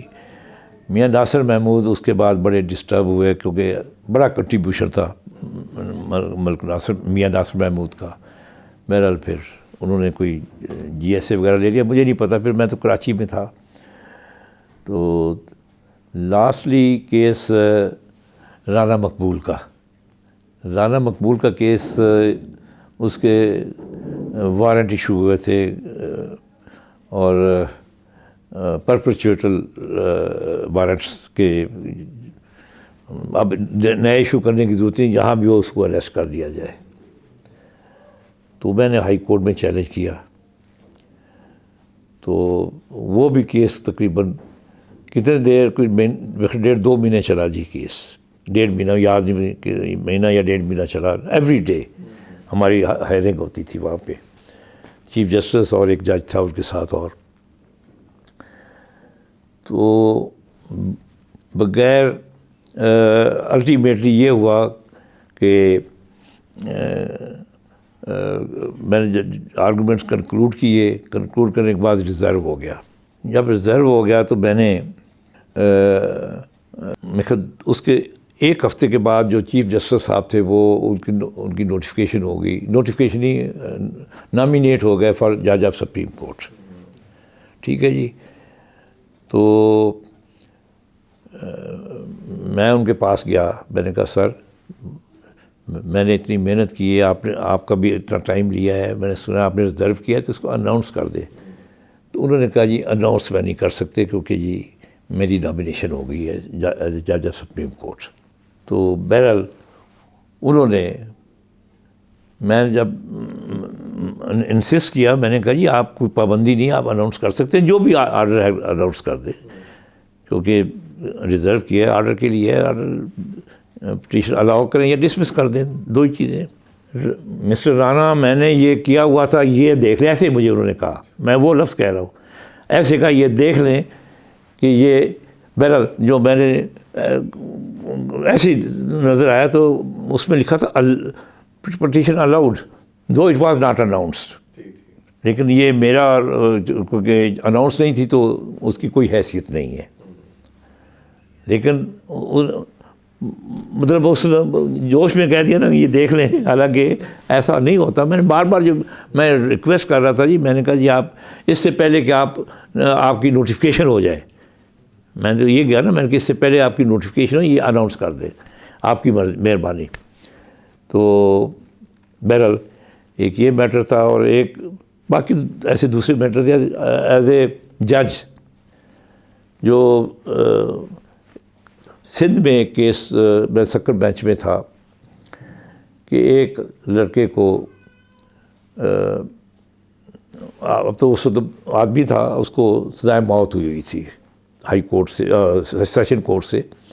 تو اس کی کنفرمیشن آتی ہے ہائی کورٹ میں کہ اس کو کنفرم کیا جائے یا نہ کیا جائے، اور دوسرا وہ اپیل بھی آتی ہے اس کی. ٹھیک ہے جی، اس ودن 7 days. تو کیس لگا، وکیل آیا تو اس نے کہا جی میں آرگومنٹس نہیں کرنا چاہتا، یہ اگر میٹیگیٹنگ سرکمسٹانسز میں یہ سارا کچھ ہوا ہے، اس کی سزائے موت کی بجائے کنورٹ کر دیں انٹو لائف امپریزنمنٹ. تو میں نے اس کو کہا، میں نے کہا جی آپ نے FIR پڑھی ہے، کوئی نقص نظر آیا آپ کو؟ بس جی مہربانی فرما دے. ایڈیشنل ایڈوکیٹ جنرل کو کہا بھائی کیا کہتے ہیں آپ؟ وہ کہتے ہیں جی اب یہ کہہ رہے ہیں تو جی بس جو آپ فیصلہ کر دیں، میں نہ اپوز کرتا ہوں تو نہ میں ایگری کرتا ہوں، جو بھی آپ فیصلہ کر دیں. میں نے کہا آپ نے کچھ دیکھا اس میں FIR میں یا کئی چلان میں یا کچھ؟ کہتا جی ہاں جی دیکھا ہے، ان کو صحیح سزا ہوئی ہے. میں نے کہا جی FIR پڑھیں جی. اس میں لکھا ہوا تھا 15 سال عمر ہی 15 سال. میں نے کہا یہ دیکھیں، پہلا تو یہ نگلیکٹ کیا ہے، اس کی سمجھ میں نہیں آیا ڈیفنس کونسل، وہ بتاتا کہ یہ جوینائل ہے، اس کا ٹرائل نہیں ہو سکتا سیشن کورٹ میں اوپن، یہ جوینائل کورٹ کرتی ہے۔ دوسرا ہوا ہے پراسیکیوٹر سے، سب سے بڑی غلطی کی ہے ٹرائل کورٹ نے، ایڈیشنل سیشن جج نے جو اس نے ٹرائل کیا ہے اس کا۔ میں نے کہا جی اس کی، میں نے کہا سیکشن 428 پڑھیں، اس میں ایڈیشنل ایویڈنس آ سکتی ہے۔ تو میں نے ایڈیشنل ایویڈنس کے لیے میں نے بورڈ کانسٹیٹیوٹ کیا، کہ حالانکہ میرے لیے بڑا ایزی تھا کہ میں فیصلہ کر دیتا جس طرح ایڈمٹ کیا انہوں نے۔ بورڈ کانسٹیٹیوٹ کیا، بورڈ میں آغا خان ہاسپٹل، سکھر ہاسپٹل کو 3 ڈاکٹرز کا میں نے بورڈ بنایا کہ اس کا آسیفیکیشن ٹیسٹ لیں، جو بھی ٹیسٹ ریکوائرڈ ہے وہ لیں، اس کے بعد اس کی ایج ڈٹرمن کریں۔ تو انہوں نے ایج ڈٹرمن کی، اس وقت کے حساب سے یہ ایج بنتی ہے اس کی، اور وہ 15 یا 16 کے درمیان بن رہی تھی، 18 ایئر سے ابو نہیں بن رہی تھی۔ میں نے کہا کہ اگر اس کو میں ریمانڈ کرتا ہوں کیس کو تو another 3-4 سال گزر جائیں گے، تو 4 سال سے تو ویسے ڈیتھ سیل میں ہے۔ تو وہ پھر میں نے اس کو وہیں پہ آلریڈی انڈرگان کر کے اس کو فارغ کر دیا۔ جو بھی اس نے کیا ہے، جرم تو کیا ہے، لیکن اس وقت کوئی اس کے 7 سال ہو گئے جس کو عمر سزائے موت دی تھی۔ اس کردو میں مجھے ایک اپلیکیشن آئی ایک لیڈیز کی طرف سے کہ جی میرا فلاں باپ تھا، اس کی اولاد نہیں تھی، اولاد تھی، نرینہ اولاد نہیں تھی، میں اس کی بیٹی ہوں، مجھے نہیں دیا گیا۔ ایک کی طرف سے آئی کہ جی میں اپنے اتنے بہن بھائی تھے، بھائی کو دے دیا، مجھے نہیں دیا گیا۔ تو وہاں پہ 3 قسم کے لوگ تھے، ایک تو سنی جو منارٹی میں ہے، نمبر 2 شیعہ جو ٹاپ پہ ہے، جو سب سے زیادہ ہے، نمبر 3 اسماعیلی، 3 تھے۔ میں نے ان کو نوٹس کر دیا، جتنے بھی میں نے کہا ان کے جتنے بڑے علماء ان کو بلایا جائے، تینوں سیکٹس میں۔ ان کو بلا کے میں نے کہا جی یہ قرآن شریف ہے، میں نے کہا آپ اس پہ بلیو کرتے ہیں، یہ پرائم بک ہے، پرائم لا ہے، اس کے مطابق مجھے بتا دے کہ لیڈی کا حق ہے کہ نہیں، عورت کا حق ہے کہ نہیں، بیٹی کا حق ہے، بیوی کا، یا سارا۔ مجھے اپنے فقہ کے مطابق مت بتائے۔ مجھے پتہ شیعہ کہتے ہیں کہ بیٹی کا حق نہیں ہوتا، سنی کہتے ہوتے ہیں، اسماعیلی کہتے ہوتا ہی نہیں ہے۔ ٹھیک ہے جی، مجھے یہ قرآن پیراماؤنٹ لا ہے، اس کے مطابق مجھے وہ، میں نے اللہ کے فضل سے میری ججمنٹ ہے، وہ انہوں نے تینوں نے کہا قرآن کے مطابق ان کا حق ہے، شرعی حق ہے۔ تو وہ 50 سال پرانے میں نے وہ جو ان کے حق ملے۔ جی ایک اور بڑا کیس تھا، اربوں کی پراپرٹی تھی چلاس میں، چلگوزے جہاں پہ اوپر ہوتے ہیں نا ٹاپ پہ، اس کی وہ پراپرٹی تھی۔ ایک عورت کھڑی ہوئی ہے، اس کے ساتھ بوڑھا ایک لڑکا کھڑا، بندہ کھڑا ہوا ہے، عورت بھی بہت بوڑھی، کہتے جی یہ میرے باپ کی، یہ میرا بھائی ہے، باپ کی پراپرٹی تھی، اور یہ اس طرح سے ہتھیالی، اور چاروں یعنی سول جج، سیشن جج، اپیل، سیکرٹری اپنا ہائی کورٹ، وہاں چیف کورٹ ہے، وہ سارے فیصلے ان کے خلاف۔ تو میں تو یہ کون ہے جی، یہ میرا بھائی ہے۔ یہ کون ہے، چھوڑا، وہ بھی بوڑھا سا، یہ میرا بیٹا ہے۔ تو ہم وکیل نہیں کر سکتے۔ میں کہا ہم آپ کے وکیل، ہم 3 جج تھے نا بیٹھے ہوئے، میں کہا ہم آپ کے وکیل ہیں۔ تو دوسرا وکیل بولنے لگا کہ جی سر میں لیگل پوائنٹ یہ ہے کہ کنکرنٹ فائنڈنگ ہے 3 کورٹس کی، تو یہ ججمنٹس ہیں، اور یہ مینٹینیبل نہیں ہے۔ میں نے کہا نہیں، ہمیں اس میں بدبو آ رہی تھی، فیلنگ ہو جاتی ہے نا کہ یہ ساری یہ ہتھیائی گئی ہے، کیونکہ غریب لوگ تھے، مر گیا تھا، باپ مر گیا، اس کے بعد ہتھیالی، اٹارنی بیچ نہیں سکتا مرنے کے بعد، ٹھیک ہے، جب وہ خود مر گیا تو اٹارنی بھی مر گیا، اٹارنی ختم ہو گئی۔ تو وہ ہم نے کیس ایک ایک لائن پڑھی ساری شروع سے لے کے، اور ہر چیف جسٹس اور جو جج تھے وہ کیس لگتا تھا تو وہ کیس نہیں سنا، پچھلے 7-8 سال سے وہ اسی طرح چلا آ رہا تھا، ڈر جاتے تھے یا کیا ہوتا تھا۔ مجھے کسی کی ہمت نہیں ہوئی کہنے کی کہ میں گیا تھا، نیا گیا تھا، سنا کیس، اس کی ہم نے اپیل الاؤ کر دی، ساری 3 کورٹس کی ہم نے ججمنٹ سیٹیسفائڈ کر دی۔ تو اس کے بعد مطلب ہے کہ ماحول ہی دوسرا بن گیا، اور وہ کہتے ہیں کہ یہ فیصلہ جو ہے نا، مجھے سب نے یہ کہا کہ یہ تو کسی جج نے ایکسیپٹ نہیں کیا، چلایا نہیں تھے اس کیس کو، چلاتے نہیں تھے اس کے۔ پھر ایک اور کیس، یہ بھاشا ڈیم جو بن رہا تھا، جو ڈسٹرب ہوئے تھے، ڈسلوج ہوئے تھے لوگ اس جگہ کے کلیمنٹ، وہ سارے جعلی، انہوں نے نیچے سے لے کے 13 ارب کا کلیم تھا، 13 بلین، نیچے والوں سے بھی ان کے حق میں فیصلہ، اس سے اوپر والی بھی کورٹ میں اس میں حق میں فیصلہ، جو ہائی کورٹ بھی اس کے حق میں فیصلہ، اس میں چیف منسٹر جو ہے ان کے بندے تھے سیاسی لوگوں کے، تو اس میں کمپنسیشن بھی میرے پاس آیا تو میں نے کہا جی فوری جو کمپنسیشن ہے ریلیز نہ کی جائے۔ ہم نے اس آرڈر کو سسپینڈ کر دیا۔ میرے دونوں جج ڈسٹربڈ، کیونکہ وہ حصہ تھے اس کا، جب وکیل تھے، وکیلوں سے آئے نا، تو نیچے سے جو ایڈوکیٹ جنرل بھی، وہ بھی اس نے بھی ڈپٹی اٹارنی جنرل بھی، وہ بھی انہوں نے کہا جی نہیں جی ہم اپوز نہیں کرتے اس کو، یہ جو ہے ان کو جو آرڈر صحیح ہوا ہے، پیچھے جتنے بھی ہوئے ہیں ہماری ایسی تیسی۔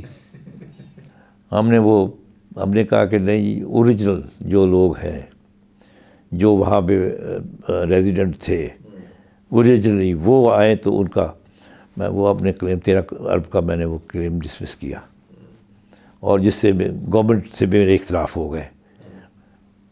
مطلب ہے کہ بینیفیشری وہاں پہ تو یہ ہے نا، لوگ بہت اچھے ہیں، چوری وغیرہ نہیں ہے وہاں پہ، آنیسٹ لوگ ہیں، میٹھے لوگ ہیں، پیارے دھیمے، اور ہر وہاں آدمی کی خواہش ہے کہ میرا بچہ کہاں سے کہاں پہنچ جائے، اور وہ اسٹیٹس کانشیس نہیں ہے۔ اگر وہ کوئی بڑی پوزیشن پہ ہے تو وہ اس کا چھوٹا بھائی یا کوئی عزیز چھوٹی پوزیشن ہے وہ اس کو بڑی فخر سے بتاتا ہے۔ میری بیگم کا آپریشن تھا تو جس کی ڈیوٹی لگی ہوئی تھی وہ سینئر موسٹ افسر، کوئی ڈی ایس پی تھا یا سینئر انسپیکٹر ہوگا، تو وہ مجھے ایک دن کہتا ہے سر میرا بھائی آپ کی کورٹ میں کام کرتا ہے جی۔ میں کہا کیا کام کرتا ہے؟ کہتا جو مالی ہے۔ ابھی ہمارا کوئی بتائے گا سر بندہ اس پوزیشن کے ہو گئے۔ پھر چیف منسٹر نے مجھے کہا کہ جی دیکھ لینا میرٹ پہ جی ریگولر نہیں ہوا، چھوٹے گریڈ میں ہے، میرا بہنوئی ہے، میرا 11 گریڈ میں کہ 10 پتہ نہیں 9 گریڈ میں تھا، تو دیکھ لیں جی اتنی تعلیم ہے۔ چیف منسٹر نے نہیں کہا کہ جی میرا بہنوئی ہے، تو ورنہ تو لوگ چھپاتے ہیں، وہاں لوگ نہیں چھپاتے، وہ رشتے بتاتے ہیں ایک دوسرے کے ساتھ، ان کا پیار محبت۔ اور وہاں پہ میں 3 سال رہا ہوں، مجھے جو پیسے قید کے لیے دے رہے تھے مجھے فقیر نہیں ملتا تھا بھائی، وہ کہتے فقیر ہے ہی نہیں وہاں پہ، پورے ایریے میں فقیر نہیں ہے، کوئی بیگر نہیں، ایک بھی بیگر نہیں ہے۔ جھوٹ وہ نہیں بولتے، چوری وہ نہیں کرتے۔ میں نے FIR چیک کروائی بھی کہ دیکھیں جی چوری کی پچھلے 10 سال تک سے چیک کروایا، کوئی چوری کی FIR نہیں ہے۔ تو وہاں پہ اگر کرپشن ہے تو وہاں بڑے لوگوں میں، ٹھیکیداروں میں ہے، موسٹلی ٹھیکیداروں میں۔ باقی پڑھائی بہت ہے، پڑھے لکھے بہت ہے وہاں پہ، تعلیم بہت ہے، لیڈیز زیادہ پڑھی ہوئی ہیں وہاں پہ۔ تو یہ نہیں بہت اچھے لوگ ہیں، میں آپ کو بتاؤں وہ مکس ہیں، شادیوں میں ہوتے ہیں، اور ان میں ایک بندے کا بھی کھانا پکانا ہو نا، انہوں نے آپ کو دعوت دی ہے تو بکرا کرتے ہیں، ایک آدمی کا بھی، یہ نہیں کہ وہاں سے گوشت لے آئیں گے جا کے۔ اور وہاں تو مہنگائی ہے ہی نہیں، 500 روپے شاید اس وقت تھا ہمارا بکرے کا گوشت، اور وہ ذبح کر دیتے، ان کو کاٹنا نہیں آتا، کہاں سے لینا اتنا وہ کاٹ کے دے دیتے، یہ بنائے اپنے گھر جا کے، ان کو بنا کے نہیں دیتے آپ کو. یعنی 2018 کے اگست اینڈ تک میں بتا رہا ہوں، یہ گوشت ہم وہاں سے لیتے تھے، بکرا لیتے تھے، کیونکہ بکرا بڑا سستا پڑتا تھا، 4-5 ہزار کا، 6 ہزار کا میکسیمم، 5-6 ہزار 5 ہزار کا، اور وہ 1 مہینہ آپ کا نکال دیتا تھا. آٹا بھی سستا، ہر چیز سستی وہاں پہ. اور دوسرا میں نے دیکھا مطمئن ہیں لوگ، یعنی سیٹسفائیڈ ہیں، ان کی کوشش ہے کہ ان کے بچے بہت پڑھ جائیں. وہ اگر کوئی CSP بھی ہوگا تو بڑے سے بڑا ہوگا، لیکن اس کا چھوٹے سے چھوٹا وہ اس کو یہ نہیں کہے گا، ہم تو بتاتے نہیں، وہ انٹروڈیوس کرواتے ہیں بہت. اور دوسرا ہے صوفہ سسٹم نہیں ہے وہاں پہ، نیچے بیٹھتے ہیں سارے، جوتی اتار کے جائیں گے آپ. ہاں وہ بڑا ان کا جیپنیز سسٹم ہے. اور آپ جا رہے ہیں فروٹ کے راستے میں دیکھتے ہیں نا فروٹ، وہ پیسے نہیں لیں گے آپ سے، آپ کو دے دیں گے فروٹ، آپ کوشش کریں گے نہیں لیں گے پیسے آپ سے. تو میں نے تو ان لوگوں کو دیکھا کہ they are very cultured people, جھوٹ نہیں بولتے، چوری نہیں کرتے. دیکھو سب سے بڑی جو خوبیاں ان میں ہے. اور وہ محنت سے نہیں گھبراتے، کسی کام سے نہیں گھبراتے، کوئی بھی ڈیوٹیاں نہیں گھبراتے، اور کام کرتے ہیں. اور اپنے بچے کو، بیٹی کو، بیٹے کو پڑھائیں گے، اور وہ دیکھ لیں کہ وہاں CSP افسر بہت ہے، فوج میں بہت ہے، ہر جگہ پہ ہر شعبے میں ہے، اور بڑے محنتی ہیں.